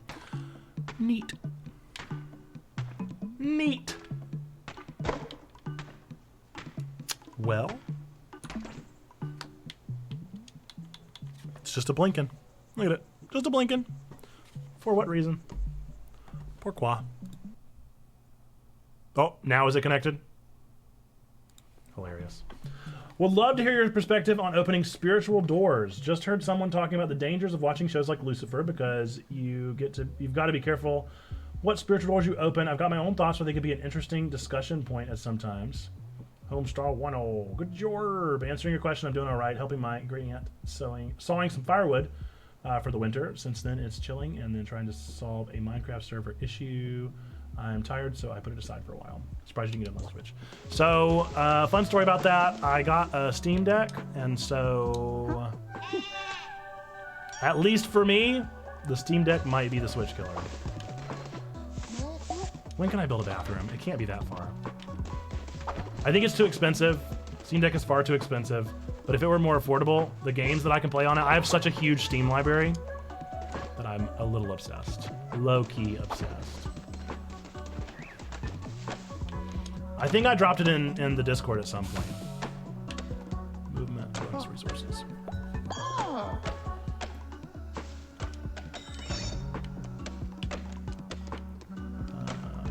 Nothing I can do. Eventually they'll level up. Might take till tomorrow. So then the question becomes, do I go try and solve another day? I got the big boy. I did. It's very impressive. It's very impressive. Works hard. Plays hard. Does all the thing. I'm very impressed by the Steam Deck. I'm not gonna lie, I had low expectations going in because I felt like people were not super crazy about it, but I love it. Alright, Ratau. Let's play some Knuckle Bones! I got the cheapo one and some memory cards. I don't feel like I'm packing anything. I love mine so far. I love it as well.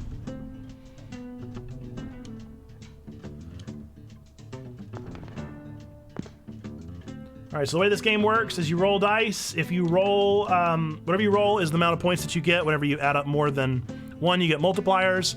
If you play across from somebody, you eliminate theirs. There you go. I rolled a 3, he rolled a 3, he put it on the same side as my 3, eliminated mine. Interesting play, Ratau. So if I could get a new console, a PS5 or a Steam Deck, oof, that's a really tough choice, man. How vibrant is your Steam library?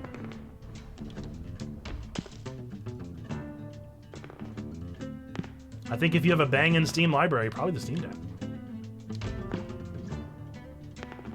No! Oh, whew, I really thought he was going to eliminate me there. Dude! Love it.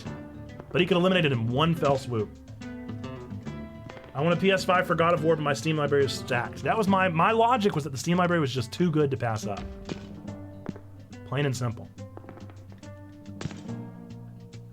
Get that deck. I agree. I have already played with the Steam Deck drastically more than I did with the, No! Ratau! They're totally different though, H-Man. They're totally different. Oh, man. Does Ratau have different AI skill levels eventually? Do you want me to just spoil it, answer it for you? I will spoil it if you want me to.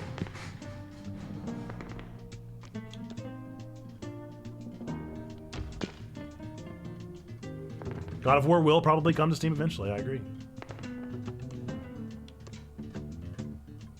No, I don't want to do that. That'll max out that one. God, that's a pitiful little level, isn't it? I might lose. This will be the first one I've ever lost. That's pretty funny. Yes. The game gets harder. That is what I will say.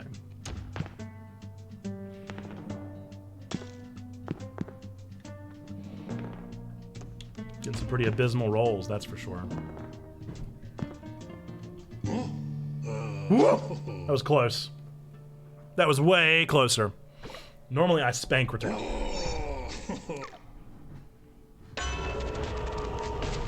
Medium, I think. This game looks so fun, but the thing that keeps me from playing is the management side of it. The management is pretty difficult, I'm not gonna lie. The management is difficult, it's a lot to deal with. Sometimes it stresses me out.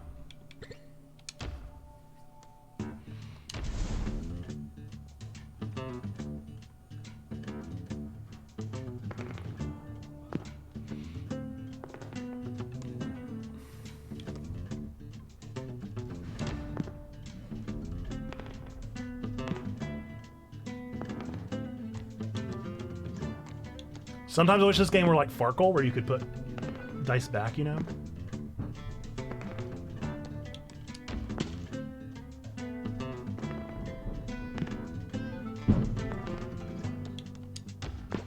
Someone called me right as I asked, what difficulty are you playing on medium?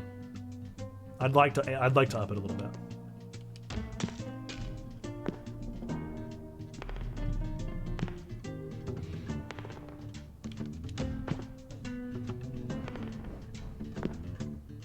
town makes some really interesting choices.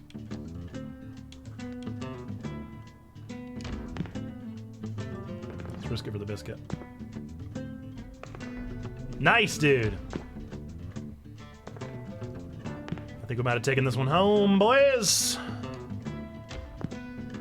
Easy. I think I'm up to day 8. I'm on like day 20 or something. Day 17 or day 20. Somewhere around there. I mean, this dice thing. Yeah, Knuckle Bones is very fun. One more. Una mas. 3 rounds.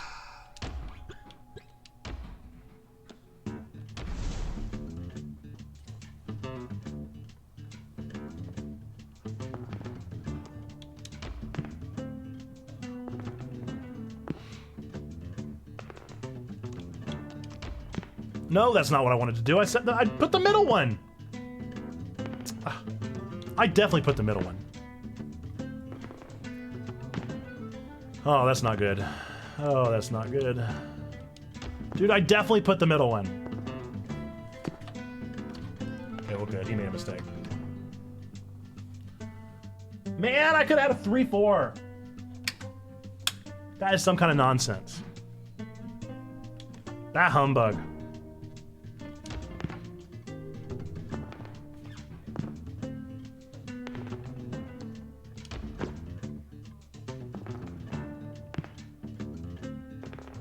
Oof.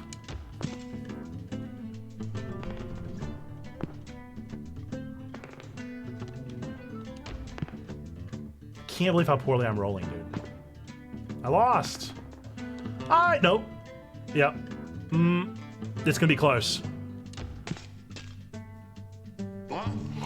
Nice. Woo! That was a close one. If it had been anything other than a 6, I would have lost. Alright, I took my... Oh, wait. I forgot the gift. Took my 20 coins.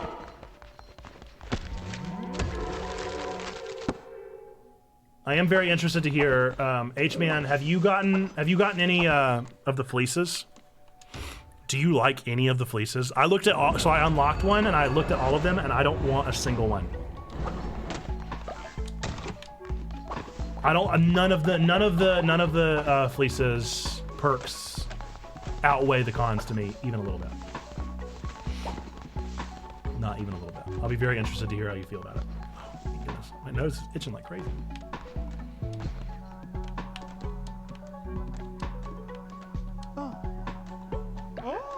Maybe this will level it up. It's an idol of me. Nope. It's still not enough, dude. Oh, but it's the next day, isn't it? No, it's still not the next day. All right, well, they're going to bed. They're going to go to bed. I'll catch some meat.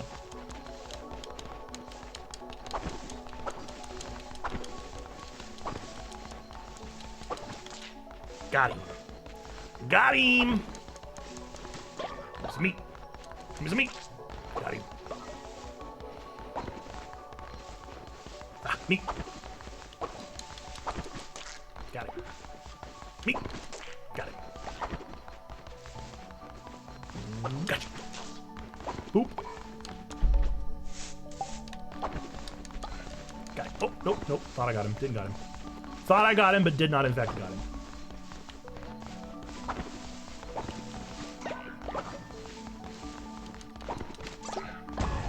Nice.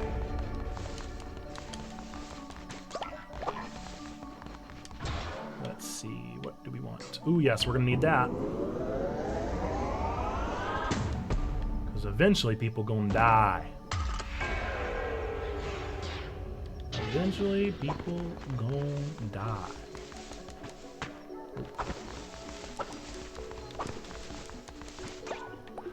I have never used the body pit. What do you do? Do you do what I think you do?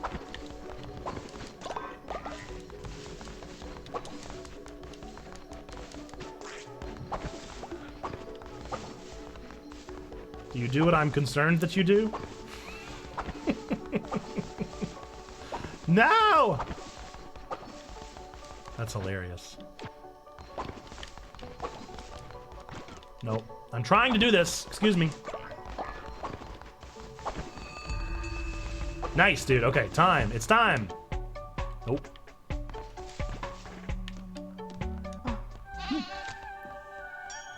You're saying people gonna die? I didn't say it. Great leader. When times are tough, we can cook grass meals. Yes, please. Grassy gruel.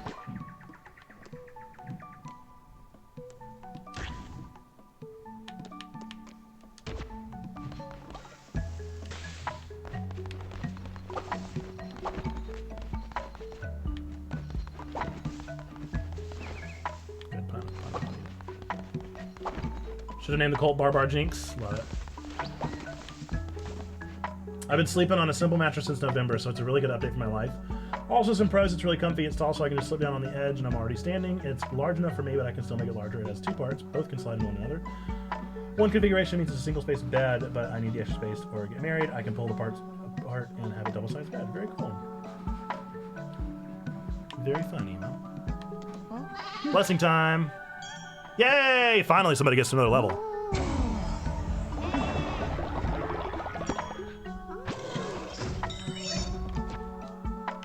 Let's give you resources.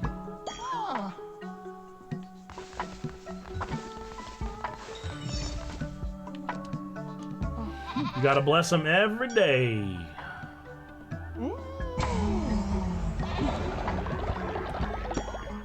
Level them boys up. Does he already have a gift? I can't see his neck. I have no idea if he already has a gift. Hey, Panna. Panna. Panna. Panna. Panna. Thank you. Blessing takes so long once you get so many followers. It does. It takes too much time. No more fan mail. Peace and love. Peace and love.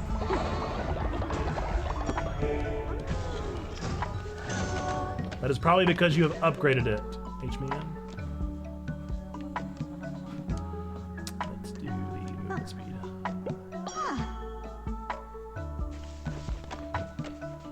If I had to guess. Almost everything in this game is upgradable. Did I unlock another upgrade?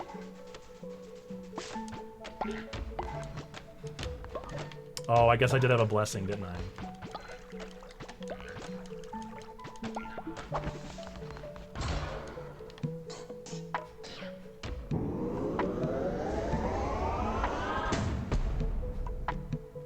I'm wondering if I'm going to do anything different this time.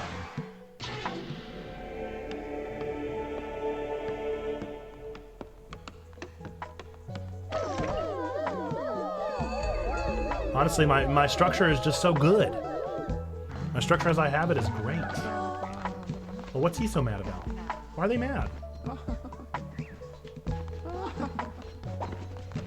are they mad? I don't want anyone unhappy in my cult, okay? If you're gonna be in my cult, you're gonna be happy. Okay. I think we're in a good spot to probably go and do some more journeying.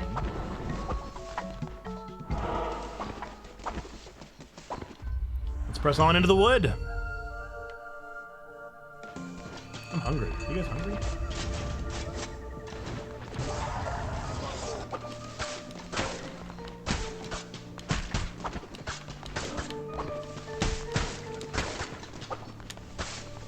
I love that the first bat is called Leshy. I know! I mean, whenever I first saw that, I was like, are you kidding me, dude? Of course this game would go to my heart like that.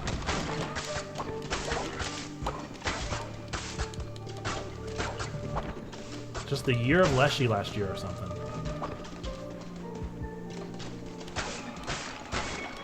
I mean, I'd never even heard the name Leshy before. I had to look it up. I had to look up what it was, and I learned about the origins of the Leshy monster and all that stuff. Do we have to talk?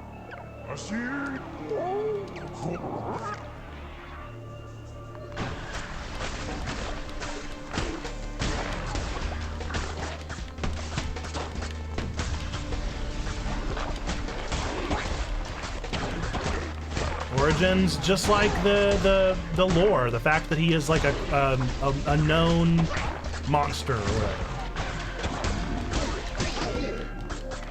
He is a thing that existed before inscriptions, is what I'm trying to say. Like a Sasquatch, right? Like a thing that already was. I didn't realize that.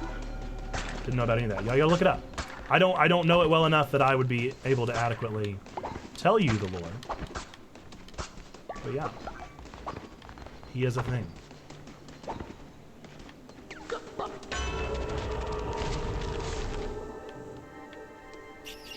That's pretty good. I don't know if I've ever gotten that tarot card.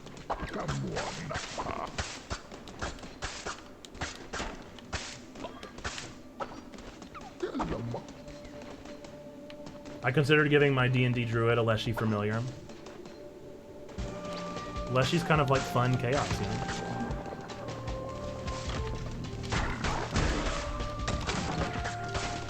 I've also found that I very rarely use my superpower. My Y or whatever. They're pretty simple. Since yesterday my room smells like spruce, that's one of my favorite smells. Great choice.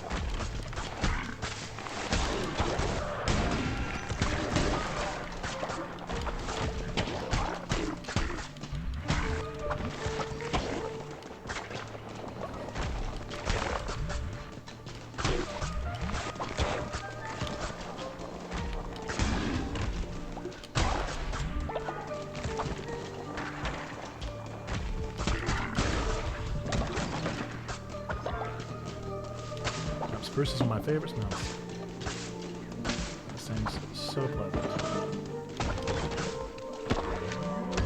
Wait, there was a room on the other side of the tarot card? How did I miss that?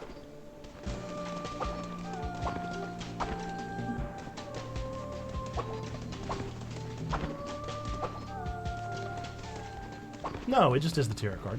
Man, why did that go away like that? Weird map. Weird map choice. Don't give me that mini map. Do I want a new follower? Yeah, I probably want a new follower. Yeah. Do I want veggies? Ooh, why does that have a little follower? Why does that have a little follower next to it? Oh, I can rescue him from heal him. Wow, that is very cheap.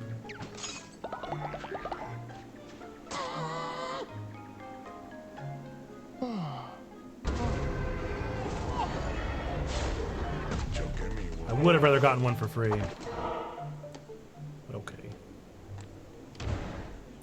That's okay, I guess.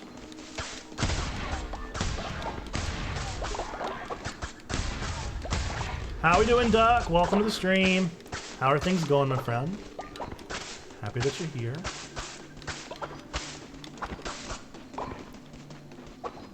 Good morning, good morning. It's time to wake up great.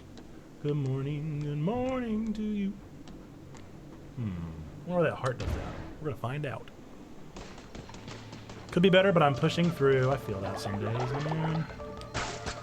Lose red hearts. Gain disease hearts. Didn't know that was what that meant. But we always learn. Team no ice. No! Ludicrous. Ooh. Whoa. Yeah, I want that. You can destroy the totem things? Oh, I did. I didn't know that I could do that. I'm gonna go back and do that. What do they do? Do they give you more devotion? Or do they give you stone or something? I also forgot to cut the grass. You always cut the grass.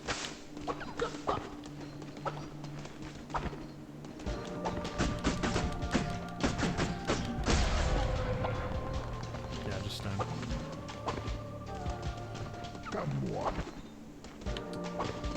If they have a red X on them, there will be a portal that will take you to the boss. You can skip a dungeon.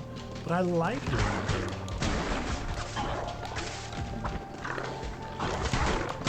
And if I refuse.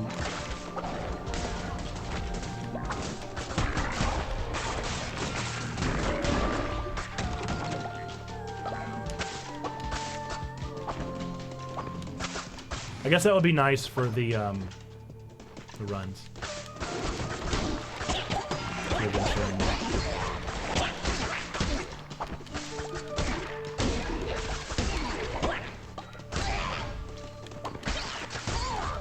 Make sure to create a role for the documentary. Don't worry, Duck. I got us. I won't let you down.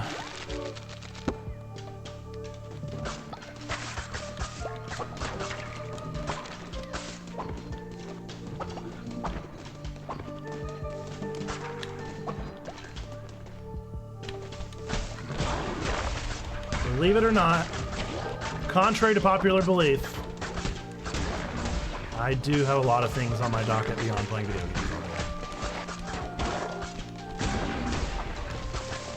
That is something nobody prepares you for with a church plant, is just how much administrative stuff there is behind the scenes.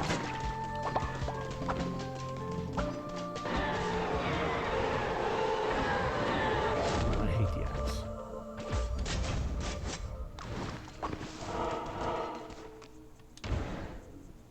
Good morning, good morning. I'm stay up late. Good morning to you. No one prepares you for how much you'd be called a cult either. Well, thankfully I've not got...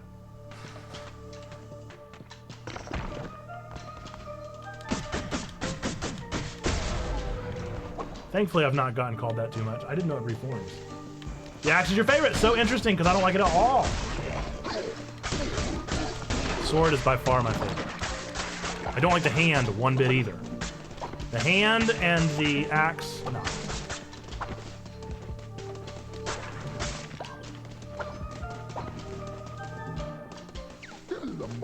We're less often called a cult and more often called not a church.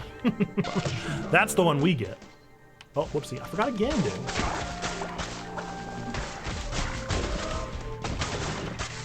The well gets called it like every Sunday because they're progressive. Yeah, we don't get called it.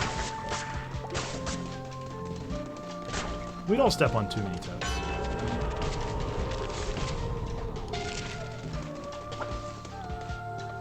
But we're also not super active on TikTok. I feel like TikTok off the place.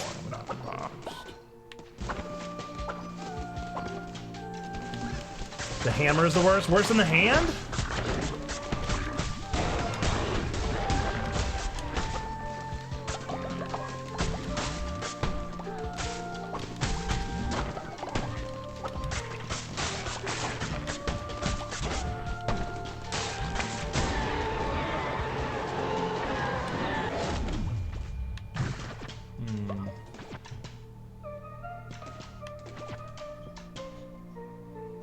I like either one of these. I guess I'll go with the tentacles again.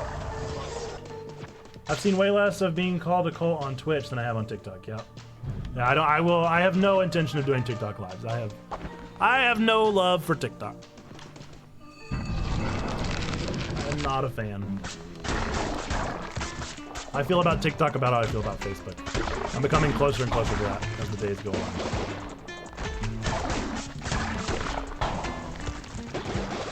It's never going to be our goal of our platform. Oh man, I think I might have got him actually. Ah!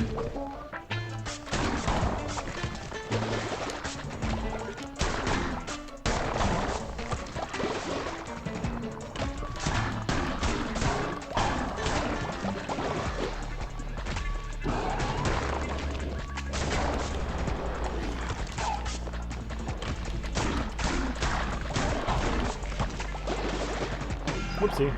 I'll put it in that one. Almost done. Yay! Not a tool you want to use. Exactly. We're on it, and we always do pretty well, but I loathe it.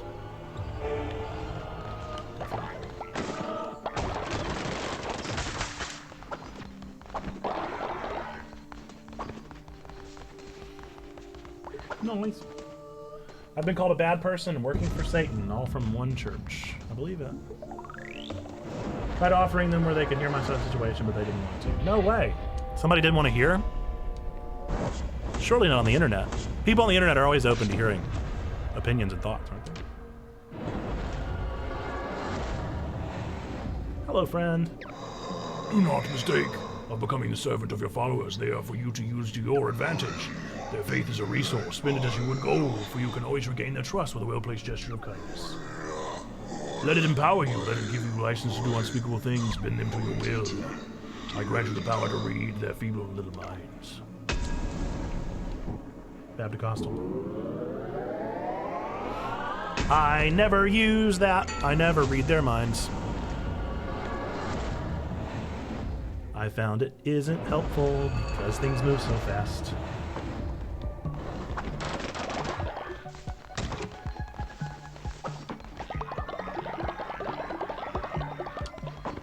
I gotta eat.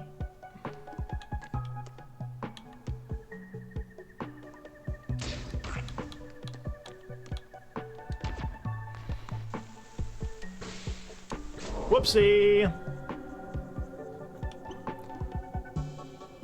I think that might have been the first time I've ever burnt food. That's fun. Everybody has the possibility of being judgmental, Deck. Unfortunately, it does not divide by denomination.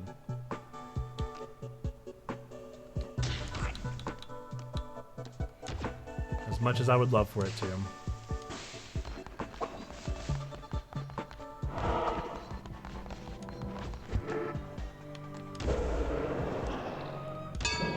Good morning, morning. I want to see if this does grassy. The second one might be grassy. It is! This is my favorite.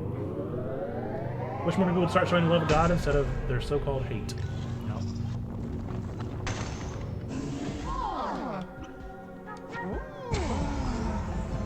A little sermon. Oh boy. Oh, nice. Test your might.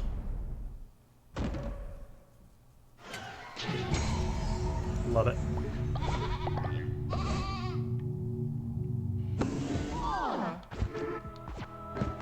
Last I checked, if God was a God of hate, then Jesus 3:16 or John 3:16 wouldn't have happened.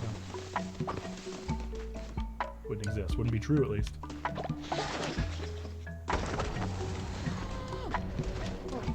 Hey, buddy. Purple cat, purple cat. What do you see? I see a bear. Looking at me.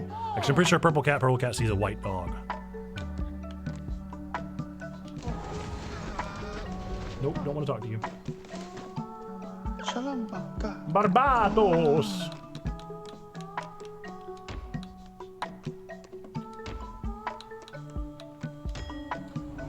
Yes, we had a small worship service in my kitchen last night. I saw that on the Discord. That's very fun.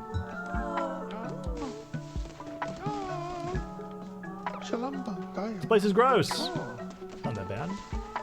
You're gross.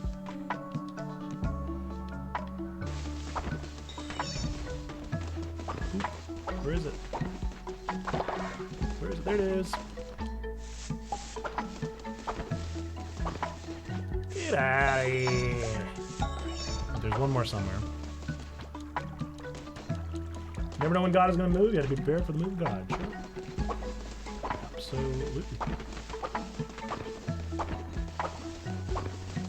Oh, I thought there was another piece of honor.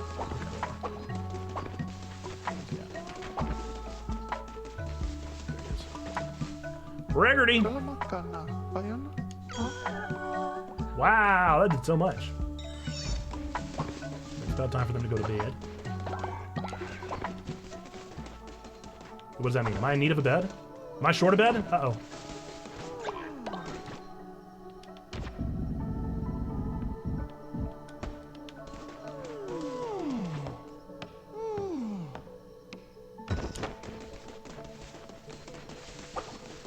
Don't want to be short a bed. And now we no longer have to worry about food because of grass.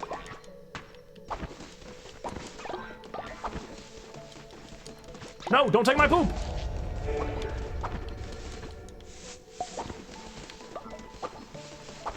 I don't know why or what compelled the game dev to decide that the spiders wanted to run off with your poop, but it did. Now this is a tough question. We got a lot of options here. I can unlock the farming bundle, and that'll allow people to farm for me. I can do the missionary, that'll allow me to go and collect big items. I can unlock stone mines or lumber yards, and that'll help me get materials. Or I can unlock shelters, and that'll make my people happier. Eventually I'm gonna get a revolter, so I'm gonna need a prison soon. Maybe that's what I'll do next. Because I'm gonna get a revolter soon in the game. It's just inevitable. I'm sure the game forces that to happen. Let's go ahead and build our revolter's pit. Be over here. It's gonna happen eventually.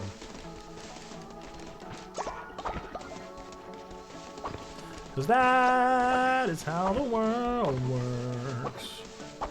That is how the world works.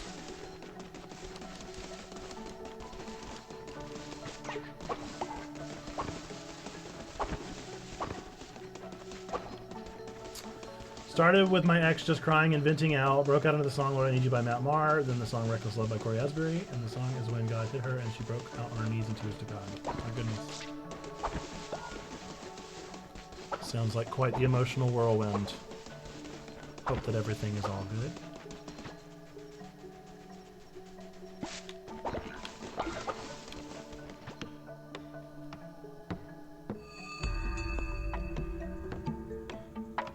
Sermon this.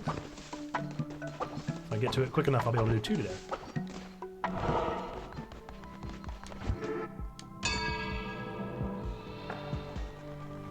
Oh, bad, oh, bad, oh, bad. Just needed the tears. Okay.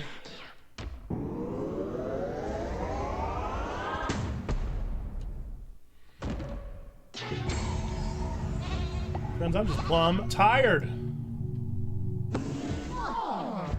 I shouldn't be tired because my baby actually let me sleep longer than 4:30 today, but I'm tired. We got a long day ahead.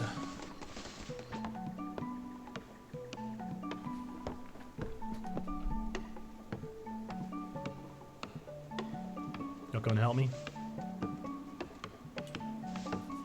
Thanks for the help, everybody. After this, everybody gets a blessing. First, I'm gonna do this. But then everybody gets a blessing.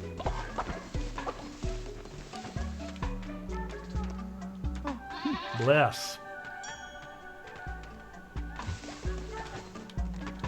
Bless.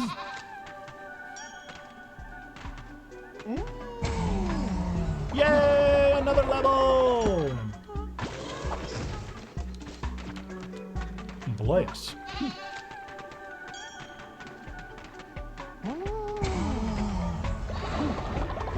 Did that finish the commandment stone? I think it did.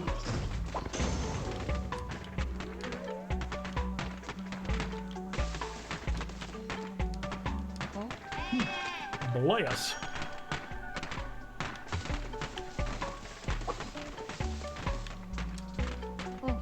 Bless.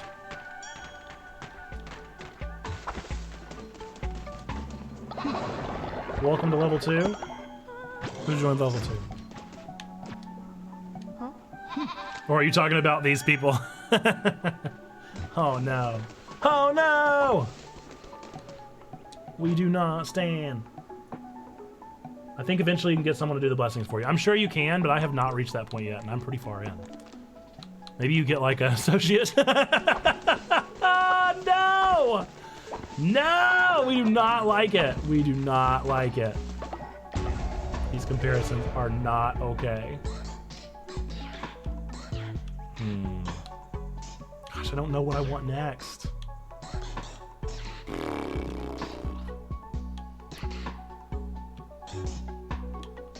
It's nice to have the people that do it in bulk. But these are also pretty huge.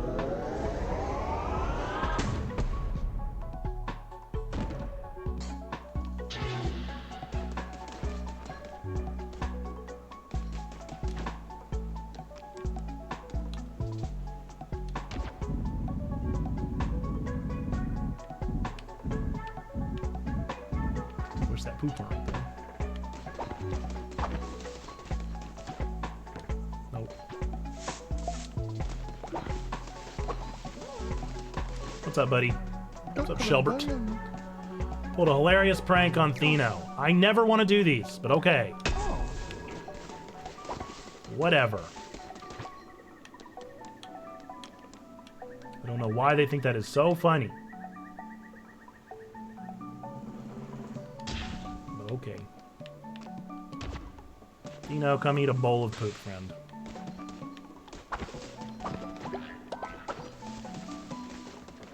Are you the one going? No. Okay. I'll go ahead and be prepared to do a ritual pretty much immediately after.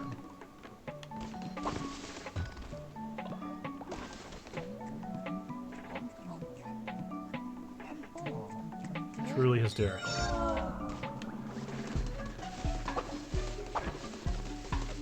Simply the funniest thing anybody's ever seen. Where'd he go?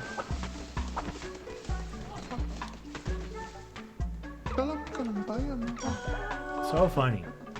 So funny, Breggarty. So funny. I want to give you a gift. Hashtag not a prank. Indeed. It's just a prank, bro.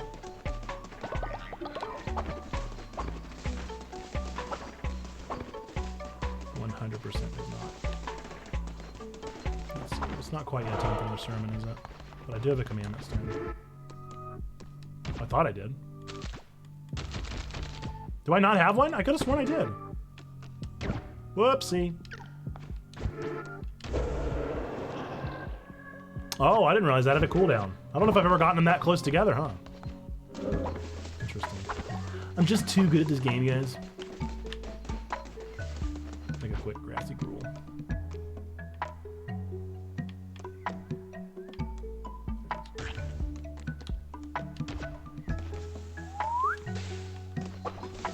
Quick little grassy gruel.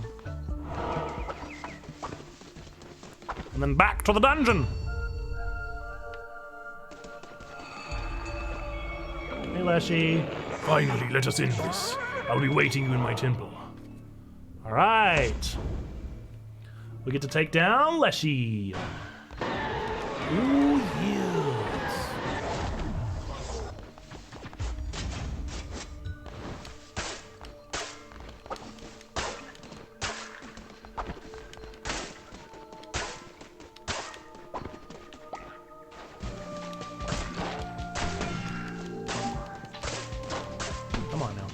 That's why I don't like the axe. I can't be fast.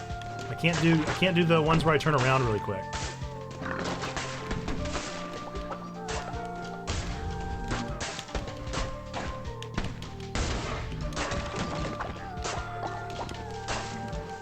I really like the dodge slash mechanic. That's really nice.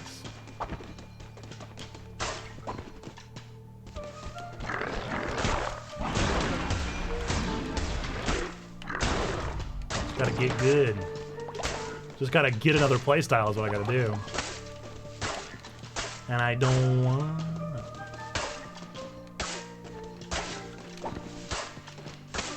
But it's fine. I mean, I'll beat Leshy with it. I ain't worried about it. Ain't about being good or bad with it.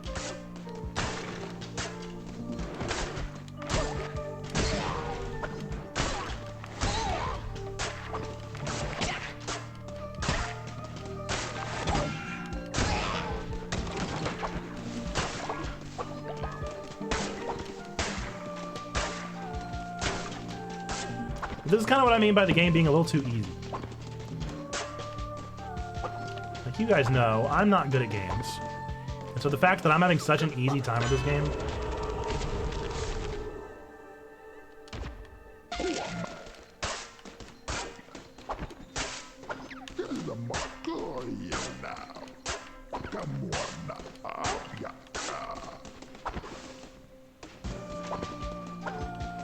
It's concerning.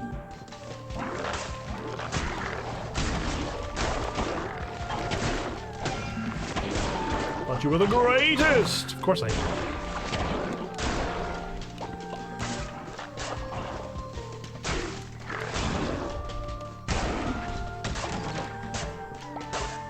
I have found the hard difficulty to be a good sweet spot. Well, maybe I'll have to try it. Maybe I'll upgrade the difficulty.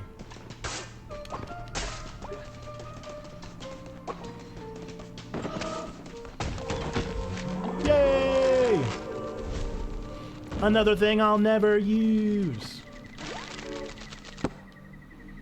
Who in their right mind would waste their hard-earned resources on decor?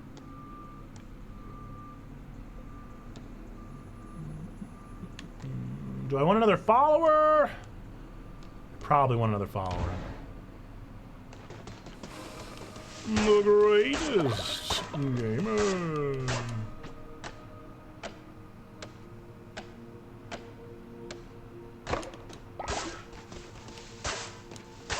Somebody that's over here being so braggadocious about not getting touched, I sure only have two hearts, huh?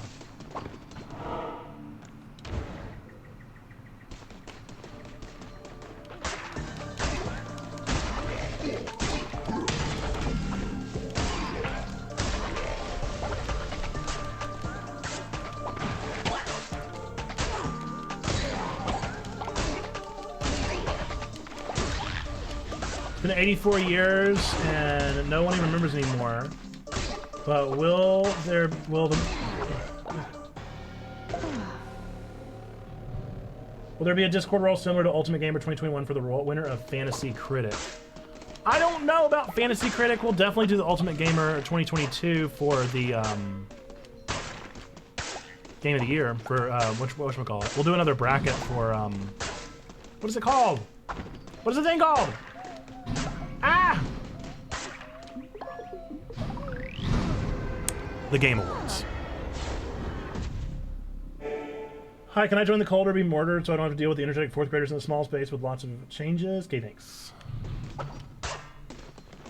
I would say yes, but we don't have Twitch integration turned on yet. I'm afraid you have to deal with the fourth graders.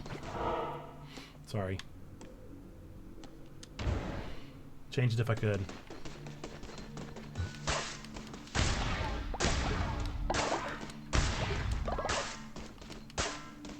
Can't, so I shan't.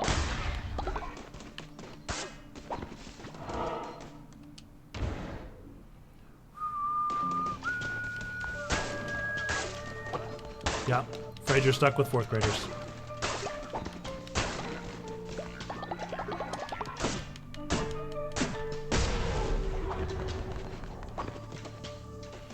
Evidently it needs to be before you start streaming, probably why Sunday didn't work. I mean, I think that's... This guy's here? Hang on, I've never seen him here. I've only ever seen him in the overworld. Hey, kiddo, keep your eyes off my fishes. There ain't enough for the both of us. The best fishing can be done at Pilgrim's Passage. Well, what's that you say? Well, let me show you. Is this where I get... I don't think I met this guy here.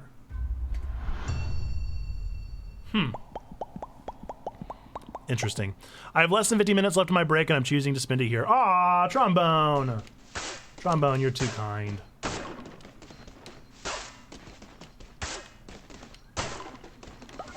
Ah, I took his fish.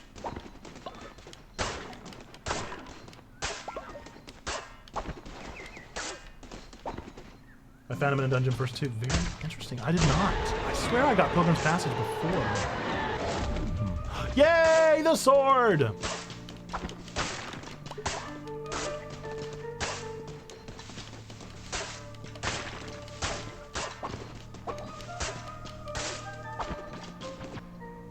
They're both level 5, right? Yeah, I just want that speed. I need that speed.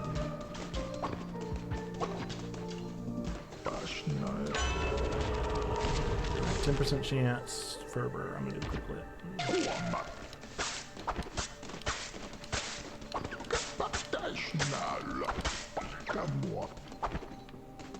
I just don't use fervor enough for that.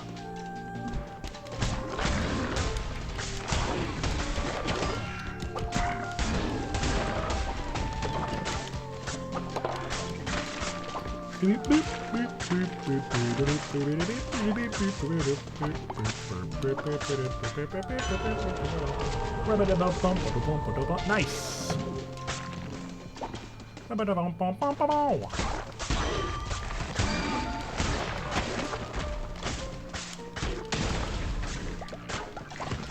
Whoa.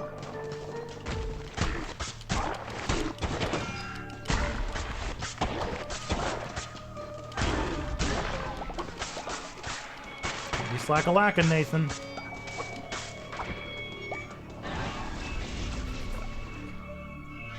What's up, Leshy? Your persistence is beginning to annoy me, little lamb. You may think yourself clever, you may think yourself righteous in your service to him, but you should not be so trusting of the Chained One. Oh well, it's too late for talk.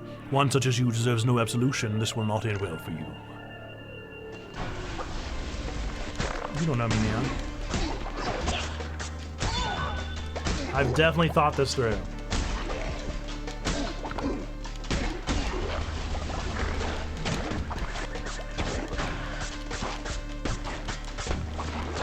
He was just far enough away.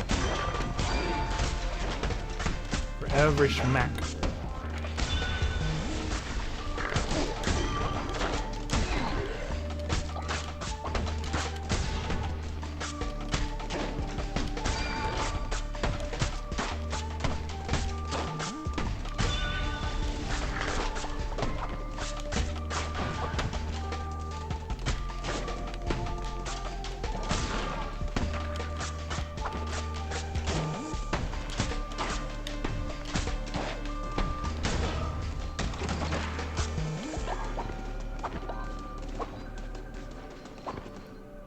Alright. I've been sorting and untangling jewelry for so long, this is so tedious. That sounds tedious. I can't even handle whenever my daughter accidentally tangles up a necklace.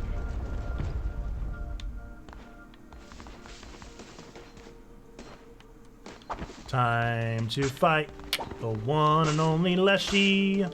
FYI, I did lose to Leshy the first time.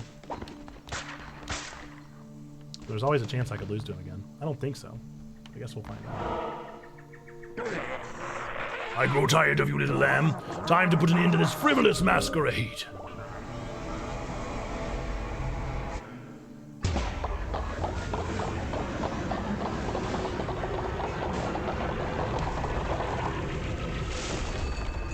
Oh no! Here comes the boy. Hello, boy. Welcome. Here he is. Whoopsie.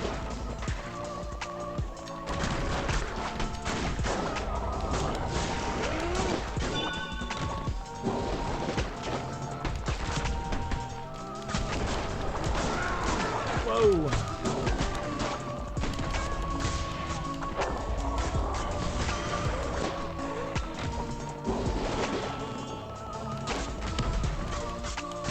Be gone.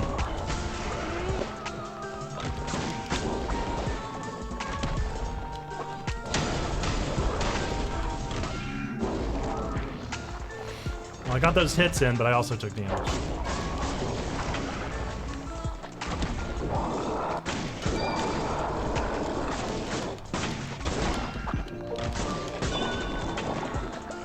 No, no.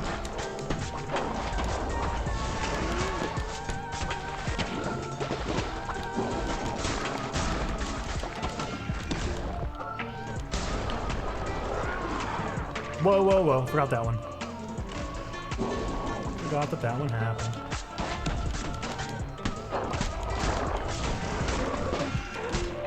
No! What am I doing? I'm making rookie mistakes here! Oh no!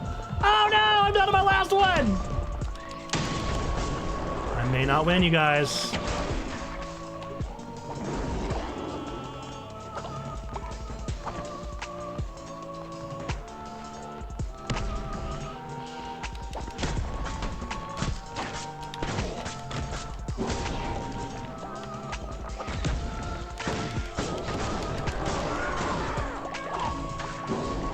Whoa, did the screen just glitch out or something?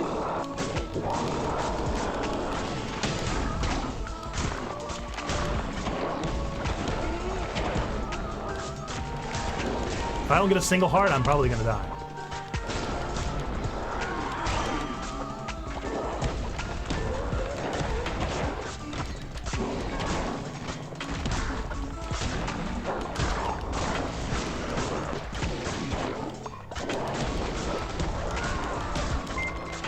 Thank you for the follow.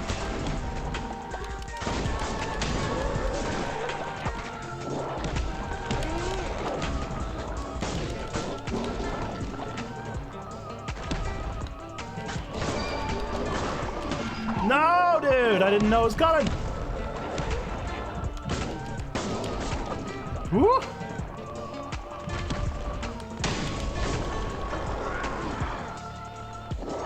He just keeps doing this move now. We did it! Yay! First try! Woo, that was close. I was a little worried. I was sweating it just a little bit. But we did it. We did it. Thank you for the follow, Pandiov.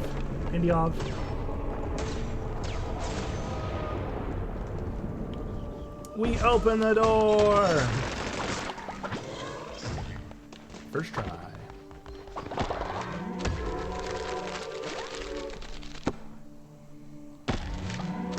Was I sweating it a little bit? Maybe. No comment.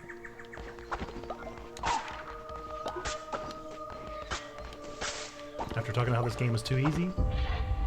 Maybe. Yes!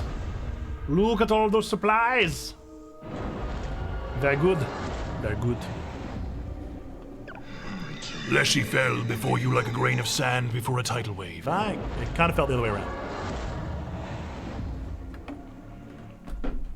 Folks, do not forget exclamation point ticket. Enter for your chance to win a free ticket to our Satanic Panic event this Saturday. Exclamation point ticket in the chat. Purple people eaters! That's so funny. And what I love even more is that we do not have the cannibal trait. It's real funny. I actually don't need this yet, but I'm gonna do a crown thing.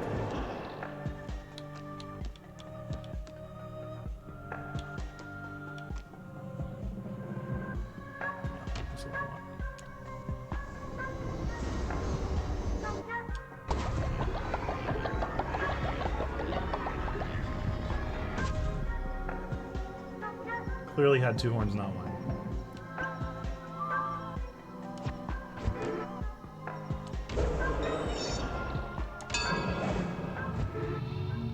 I don't remember which of these I really want to focus on, actually. It'd be nice to have that.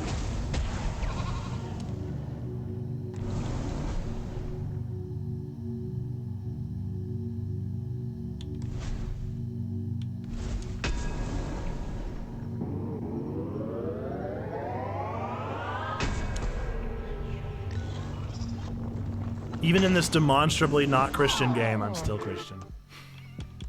Can't help myself.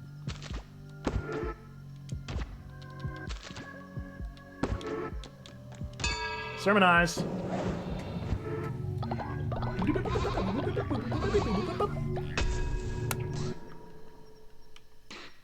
I did forget to go get my new followers, didn't I? Oopsie. Hoopsie doopsie.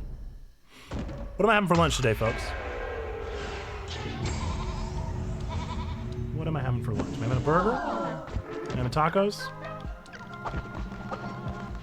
I had pizza yesterday. I greatly enjoy my pizza. Oh, I woke everyone up at night. Dang it, I didn't mean to. Man, that's not my dad.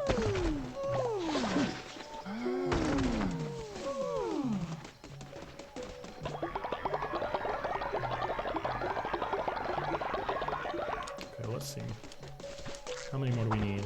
I think I only indoctrinated one other person.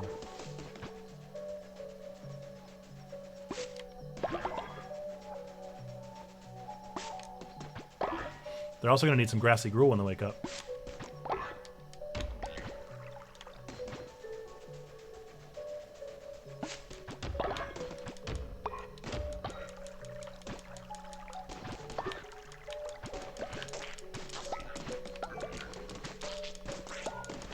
They keep coming at me intentionally?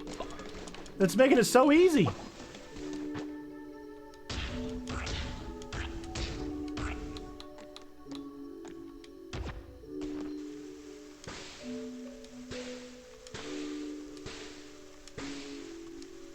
What?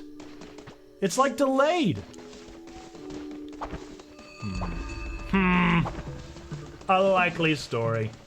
Left to get his beard spray, ended up with a half a dozen donuts. Man, that sounds like my life. Purple bunny, purple bunny. What do you see?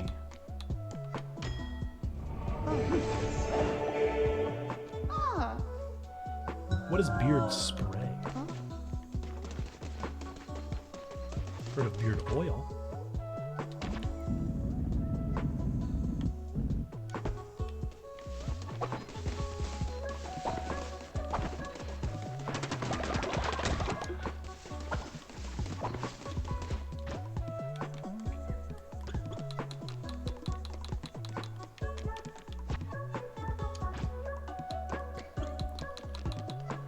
One of the big irks that I have with this game is that you have to hover over the thing to discover it once it's got the exclamation point. I wish you could just say no thank you. Please send me donuts. That also sounds good if you want to send them my way too. I'll take them. I will also take the donuts.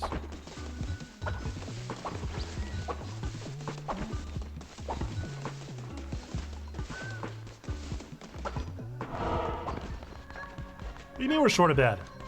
Did the bed break again? Coloring my beard for stream tonight was a community channel point. Yeah, I did the purple hair. I did the purple hair for one of our streams. It was fun.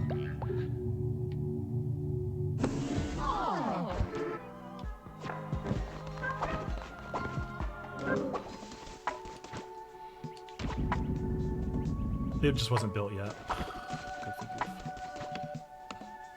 Goofy goof. Gachapon, you got it.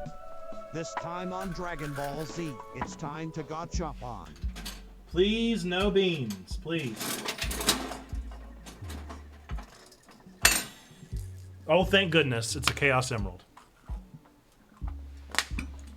All right, you got the green Chaos Emerald, the only Chaos Emerald that's actually emerald colored, and the next Chaos Emerald will complete our speedrunning redemption here. I still need to do your other speedrun. Trombone of Spyro, which I still don't know how that's going to be doable. That's going to take like 3.5 days. I don't even know how long it is. Fino doesn't know I exist. Would you gather 10 flowers for me from Darkwood so I might woo them? Yeah. They have to be from Darkwood? I just might.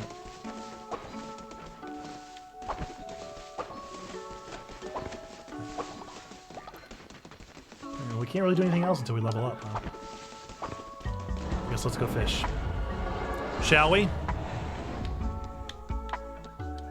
Shall we go fish? Combine 2 of my gotchas together and you still haven't done it yet? What are you saying? You combine 2 gotchas? What do you mean? I only see one on the stream. Did I miss the first one? Or are you talking about the Gamba? You are here when you need to do your Gamba. Because I wanted to wait until you got to a stream to do the Gamba. Sold out.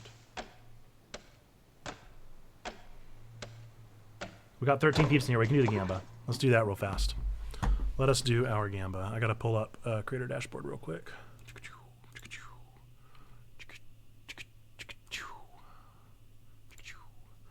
Okay. All right, the answer to the question is always yes or no. You don't get to learn the question. I had a speedrun and retro, so I combined them into one stream. I didn't know that. I have 2 down for you. It'll be quick. It'll be quick. It'll be quick. All right. Start a prediction.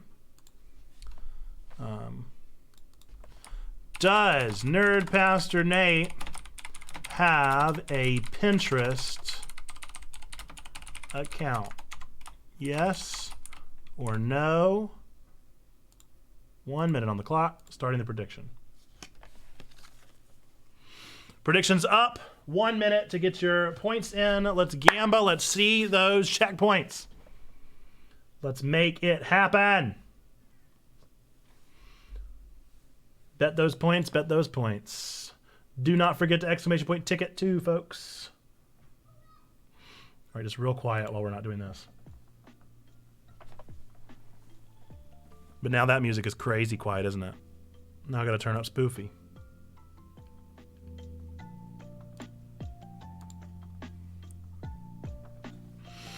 20 seconds on the clock. We only got 20 points on the board, folks. You gotta vote. Do I have a Pinterest? Yes or no? What do you think? What do you think?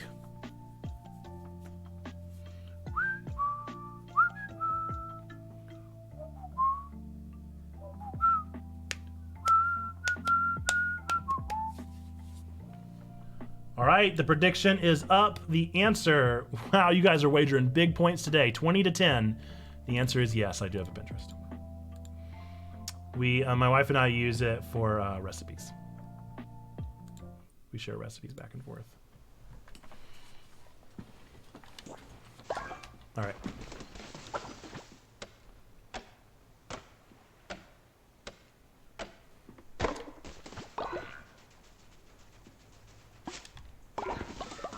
Gotta get all the freebies. Guys, I'm so hungry. Why am I so hungry?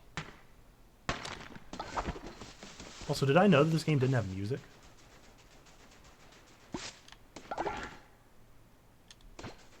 Well, at least somebody got 10 points, huh? Somebody got 10 points. Somebody come get her. She got 10 points. I hate the fishing reward, dude. I spent so long fishing the first time and got nothing for it.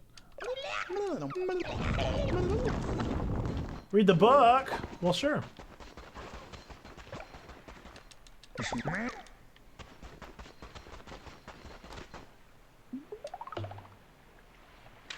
Let me get to a good stopping point.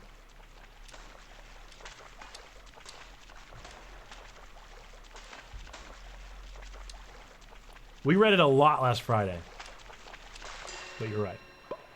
Wow, swordfish is my first pull. That's pretty good. Get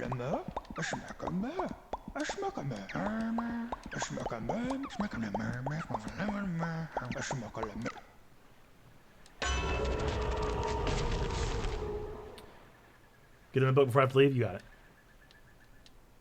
Boing. I also need to save. I just realized I haven't saved in forever. All right, let's turn on some peaceful piano, of course. Peaceful piano, of course. And let's see what Orange Jesus has to say about this. 133 is what Orange Jesus says. And the other day, something came out of this. I want to make sure there's no spiders, no spooters in here. No spooters. Happy Thursday, Rain. Today's going to be a great day. We're almost to the weekend. Yes, sir. Hope you're doing well. How are you feeling, Rain? Are you feeling good? Are you over your crud? All right, let's find the Sharpie. Got to be here somewhere. Right? Surely. Surely got to be here somewhere. Am I losing it? There it is. I was losing it. All right, page 133 of the Mirror Mural, written whenever I was 10 years old. Doesn't make much sense, but you know, that's how it goes. This is from chapter, wow, this is a long chapter. 28, The Contestants Meet. This is page 133 of the Mirror Mural, now presented without context for your listening pleasure. So Darren, how about Brady, I asked. He'll win, Darren laughed. Did you see that worm? Yeah, he was huge, Rob laughed. That's not helping much, Robert, I sighed. I don't want anyone to die. Of course you don't, Darren laughed. You'd have to be a real jerk to wish for that. Yeah, I laughed weakly. Scene changed back in the arena. Ugh. Brady coughed as he hacked up freshly formed blood. Tell you what, kid, Mr. McGo laughed. I just noticed. It might help if you moved a little. You're despicable, Brady sat on the ground and moaned. Aren't I? That's why you're gonna lose, you filthy worm. Brady was straining to talk, but he had a plan. Mr. McGo stuttered. What did you just say? You heard me, you filthy ground digger. Ah! Mr. McGo exploded in furious rage, swinging all his fists towards the unprepared Brady. Ugh! Brady flew to the other side of the arena. No! Mr. McGo clutched his head in pain. What did you do? Brady watched in awe as the butterfly began to turn into the of a cocoon. Don't know what that means. It worked, Brady chuckled. Go die, inchworm. Mr. McGo yelled again, turning into his original worm form. No! I hope spiders get you, grubworm. No! Mr. McGo yelled as loudly as possible before turning back into his larva form. Don't worry, I also have no idea what just happened. So that is the mirror mural presented for your viewing pleasure. Please, chats in the clap. No idea what happened in that scene or why he reverted back to his larva form, but that's what happened in that scene for reasons the world may never know. Dragon Ball Z, it's time to gachapon. Here's your gachapon, Rain. Let's find out what you got. Bud. Coughed less last night. That's wonderful. Rain plus cat. It is not beans. I've already had 2 beans today. It is a doodle request. What would you like to have doodled? 90 seconds for you.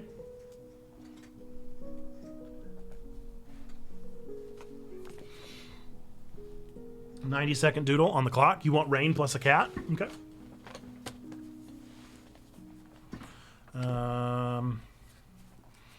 Okay, Google, 90 seconds on the clock, please. 1 minute and 30 seconds. Starting now.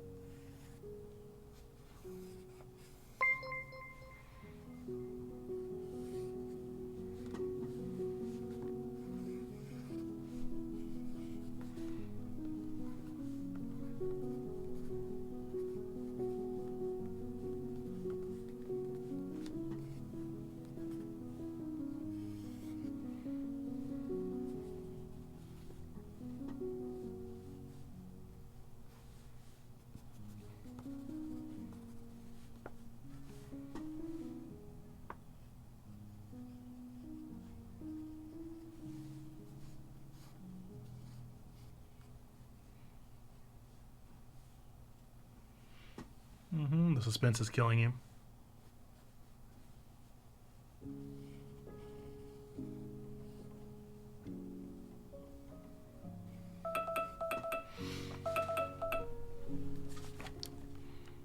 There you go. Rain plus cat. He found a little box. He found a little box to keep himself safe from the rain. Rain plus cat. Cat would never get wet. Cat finds a box. There you go. Chats in the clap, please. Chats in the clap for Rain plus cat's doodle. We stand. We love it. 1 bit from your pal Duke. Yo, what's up, your pal Duke? Thank you for the bit.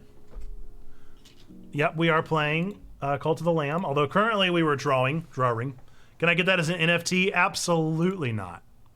But you can get it in some way, shape, or form. But I'm not blockchaining that bad boy, not 1 bit. Or why is it not showing up? Oh, game capture. Oh, game capture, buddy, old pal of mine. There we go. All right, we got about 30 minutes left. 30 minutes left on stream here.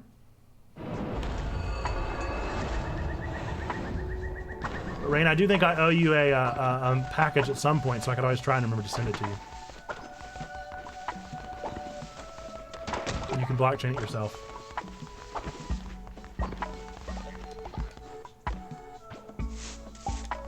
Superbad came out 15 years ago. I shared today on Facebook and Insta and Twitter that today, 10 years ago, I moved into my freshman dorm. And I don't know how to feel about it.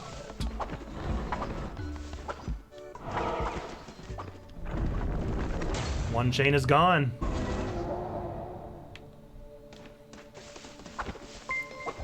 One more bit. Thank you for the bit.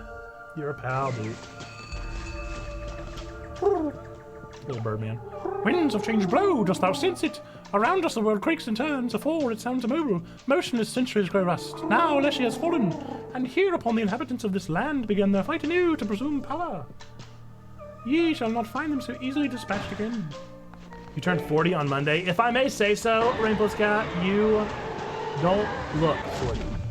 You look great. Turned 40 and moved into an apartment at college. No good slow. Nonsense. Whenever I met you, I definitely would not have predicted that you were turning 40 this year.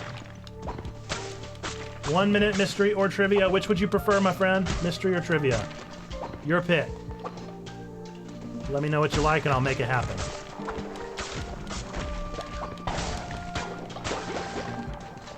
Mystery? Okay. So the way that a mystery works is I will read the mystery prompt and you get 3 guesses. I'll give you a hint for each one you get wrong, so you can get up to 2 guesses before I reveal the answer. First, I need to get to a good stopping point. Here. Whoa! Okay. So I will go get your mystery for you. We don't have many folks do our mysteries, so I always appreciate it. Okay. The mystery that you have today, my friend. 2 young European children ventured into the woods with nothing more than a piece of bread. One day later, they emerged with stories of attempted murder, stolen property, and child abuse. Who were these children?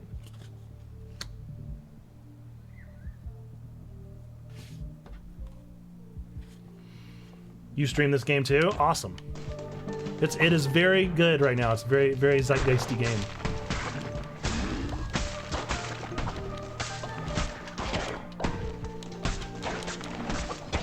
Yep, you got it. That might have been the easiest mystery we've ever had.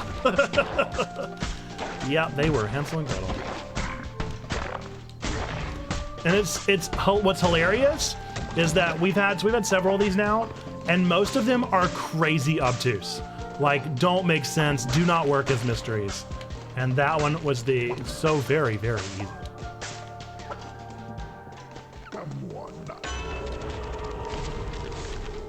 That's really funny. Wait, grass. Gotta get. Gotta get. Have you beaten the game yet, your pal Duke? I'm at day like 20 something on my personal playthrough. We're at day 9 on this one here on stream.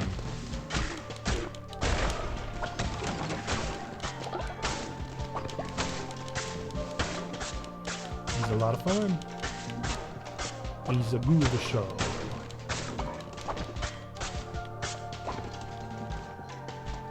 Oh yeah, don't forget to get your horoscope of the day, folks. You won't have a good day if you don't find out what your horoscope is. I mean, come on.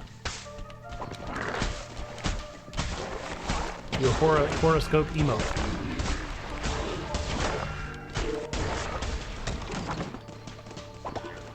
Just had to tell students to put Sharpies away because we don't want to sniff Sharpies. Oh, the joys of elementary and middle school. Oh, wonderful. Wonderful emotes. Now you know.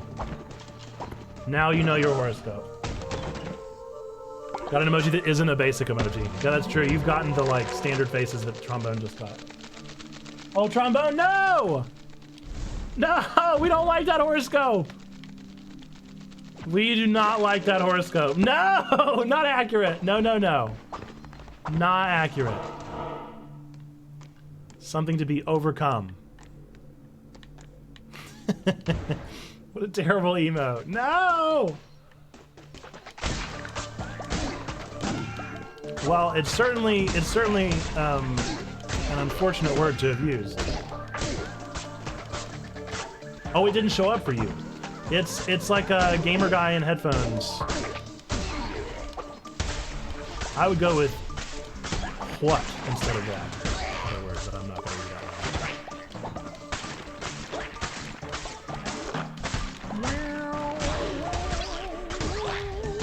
loud. Very interesting. It does show up for me. I wonder if it's BTTV. Do y'all have BTTV installed?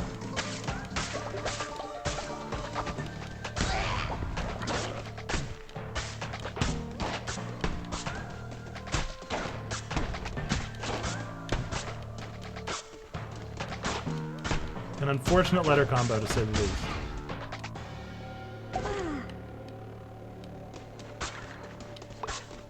I got this unicorn in my own playthrough, too.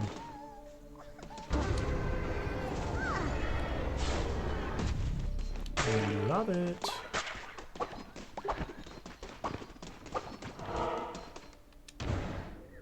Ooh, I should have gone with a question mark.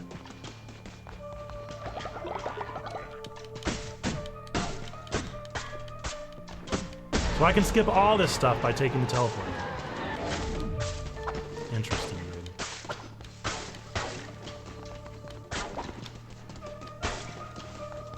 See, this is where it would be helpful.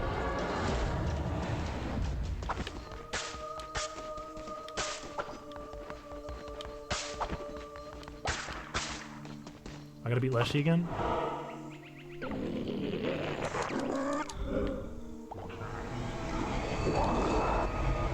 With the hand, and without all my tarot cards. I don't know if I do like the red X, H-Man. I actually don't know if I do like the red X.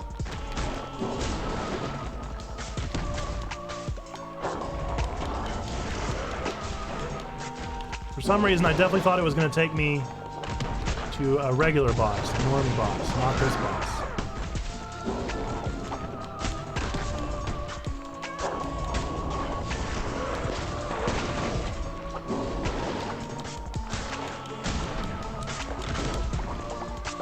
All I wanted was the flowers.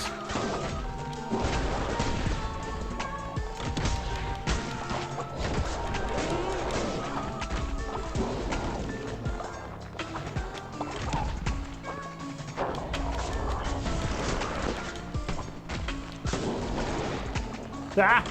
Close one. Wasted that one, huh? Soiled it!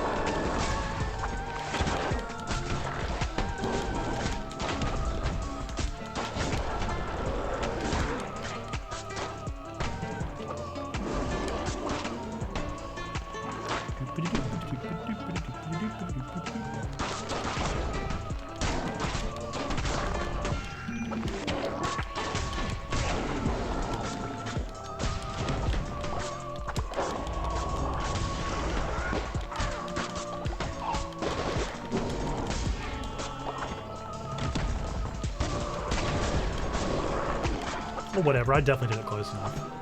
Garbage.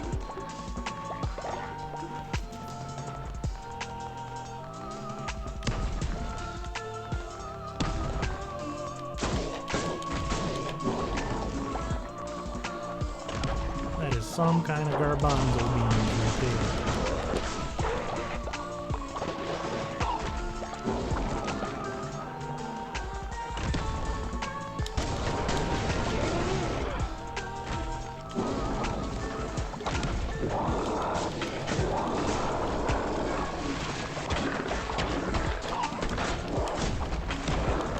Display and controller are a success.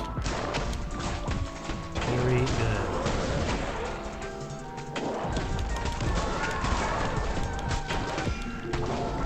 Oh boy, oh boy, oh boy, oh boy, oh boy. Okay, things are not actually looking great. They're not actually looking great right now. Too many little guys. Too many little guys.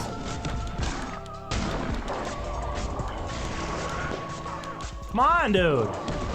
I hate the hand.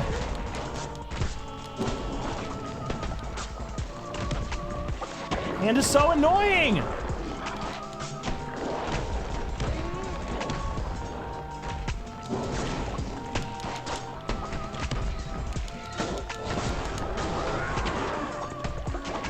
No, dude, I went right into it. Oh my goodness, I'm so lucky. Whoopsie.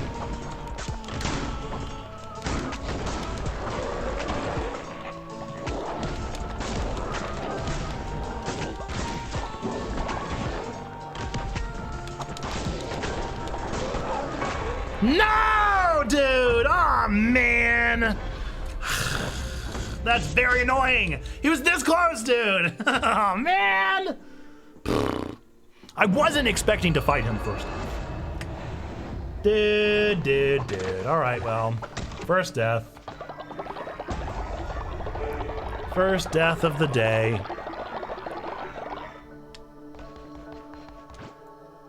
And the stupid bed is broken. Stop talking to me. That's another thing about this game that has gotten very old the more and more I've played it, is it's very hard to not talk to a person. Whether you want to talk to them or not, it's very hard not to. Just rickroll their teacher, always a good time. Get that me? See, I can't get that spider because he's there with all the people.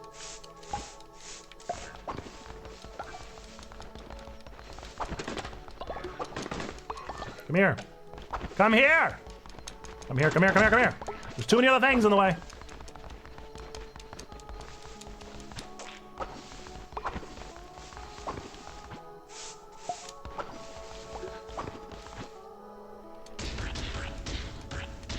This is another game, Perspectus, that I want eggplant people to talk to. The creators. Okay, I'm out. See you, Trombone. Have a great rest of your day. We'll see you around. I know we've got plenty of times we're going to be able to catch up today. Maybe.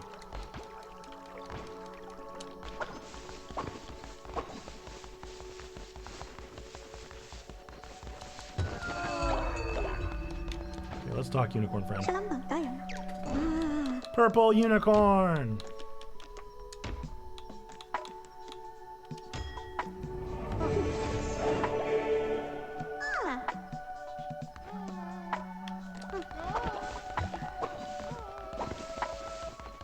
The bed is always collapsed.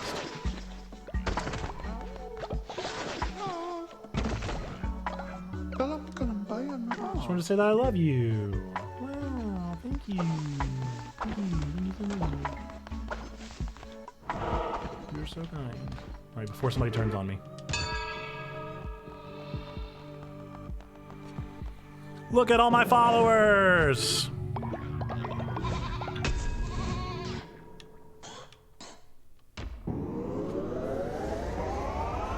Man, we almost beat Leshy too. That was so close.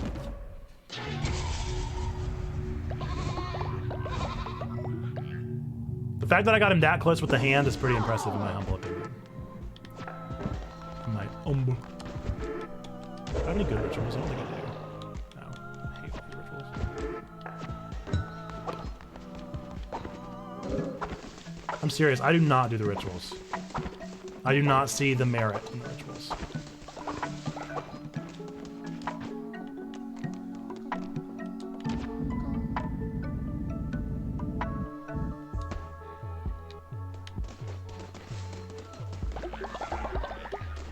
Still haven't decided what I'm eating. I need a bed.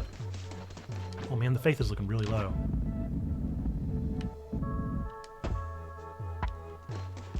I really need a ritual.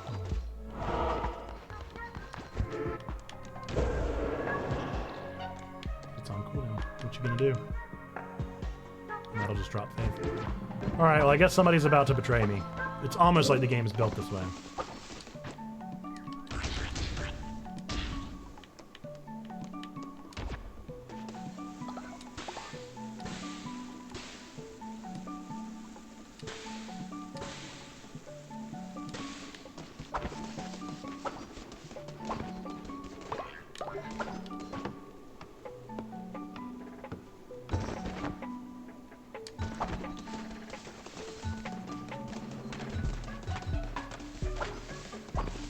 Stomachs are almost full.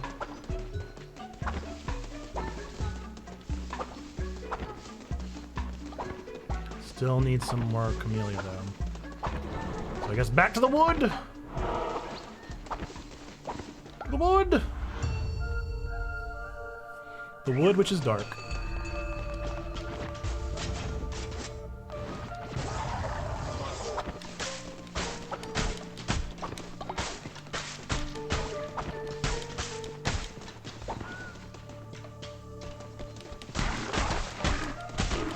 Once we get enough flowers, I'm out.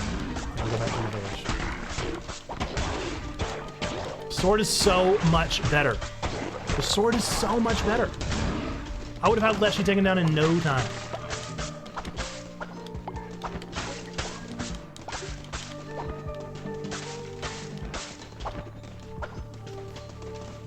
Let's do it. Let's do it. Do it.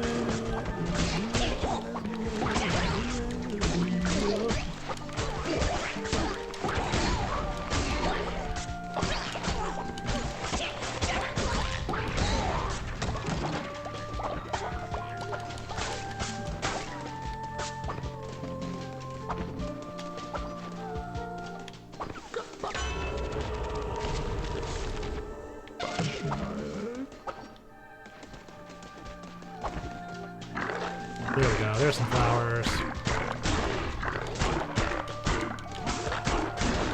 There's always a chance that I'll lose 15% of them, so I'm probably going to go a little above and beyond. Or maybe I don't have to.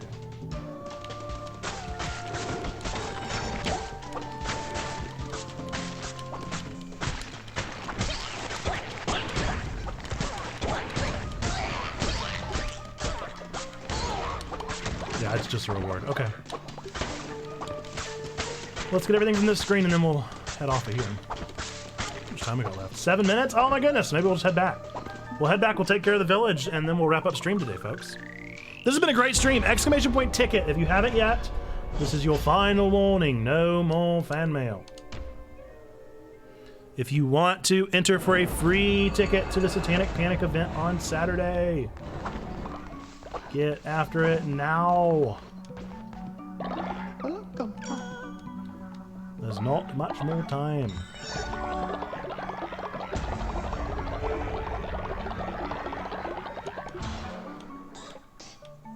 Do it now. Do it now.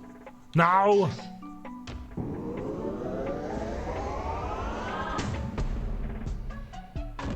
It would be kind of nice to have a shrine, but honestly I'm doing fine on devotion. Did the music just stop? Or did I just stop hearing it?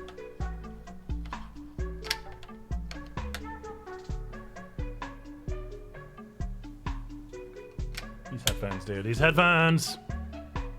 Oh, look. I'm gonna be able to, like, upgrade all of them.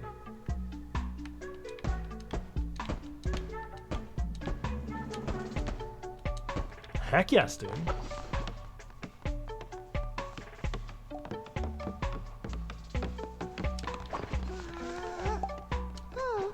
Y'all quit pooping.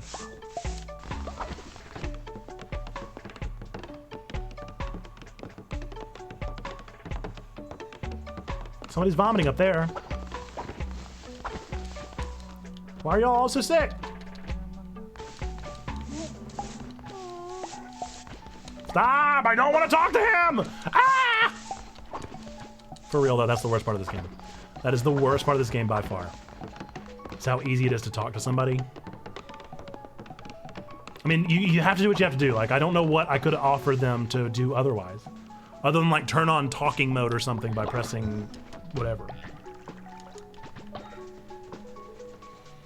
Picking flowers and vegetables is awful.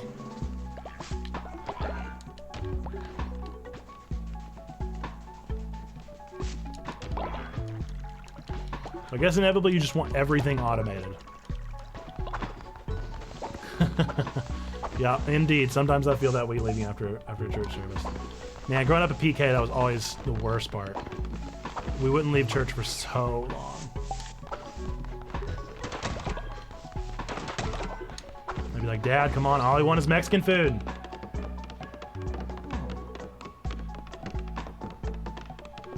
Now, I don't feel that way, Zargathos. Talking to people is not easy to do. It takes a lot of effort. For this introverted boy. It is a perpetual, lifelong struggle.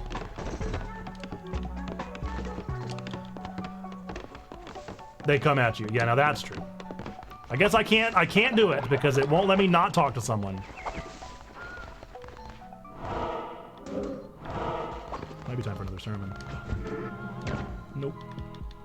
Introvert pastors unite. Personal preferences to hide and all. That sounds nice. No, I don't want to talk to you! Ah!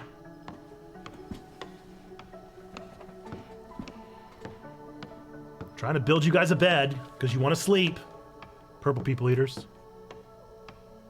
I love that they're all purple. All right, folks, after I'm done with this, I'm going to save, and we are calling it a day on this stream. So this is for real, the last call. Exclamation point ticket before I save the game if you want to enter for a chance to win a ticket to the Satanic Panic event this Saturday. So far, Zando and Alice in the Palace have won it. If you want to be a winner, you better hit that button right now. I do want to quit the game. Turn on some spoofy. I forgot it was piano music. We're going to turn on some chiptune. All right. We're doing it. Only 3 entrants. Only 3 entrants. That is not too many, so the odds are pretty good. Here we go. Moment of truth. Who is our winner of the day? Congratulations to H-Man. H-Man won yourself a ticket. Chat's in the clap for H-Man. Chat's in the clap. We do stand. This controller's just not going to turn off, huh? Okay, there we go. All right. Giveaway is complete, and we got to find somebody to raid. Let's see. Asia's live right now. Asia's live with 50 viewers. Holy moly, Asia. What's up? Well, let's keep adding to it. We're going to go raid Asia the girl. So, folks, we are Checkpoint Church. We are really a church. I am really a pastor, nerd pastor, Nate here of this community. And 50 viewers are just chatting. Dang, indeed. Super cool stuff. I will hydrate for you. Folks, I believe 3 things to be true about every single one of you out there watching this stream, no matter when you watch it or what time you might watch it. Number 1, we believe that God loves you. Number 2, we love you. We want community with you. Number 3, we believe that you, yes, you matter. And until the next time that I see you, which will hopefully be tomorrow for the newest episode of the Nerds of Prey podcast, returning at 2 o'clock tomorrow. I look forward to hopefully seeing you then, if not over on the Discord right now. Until next time, folks, bye-bye!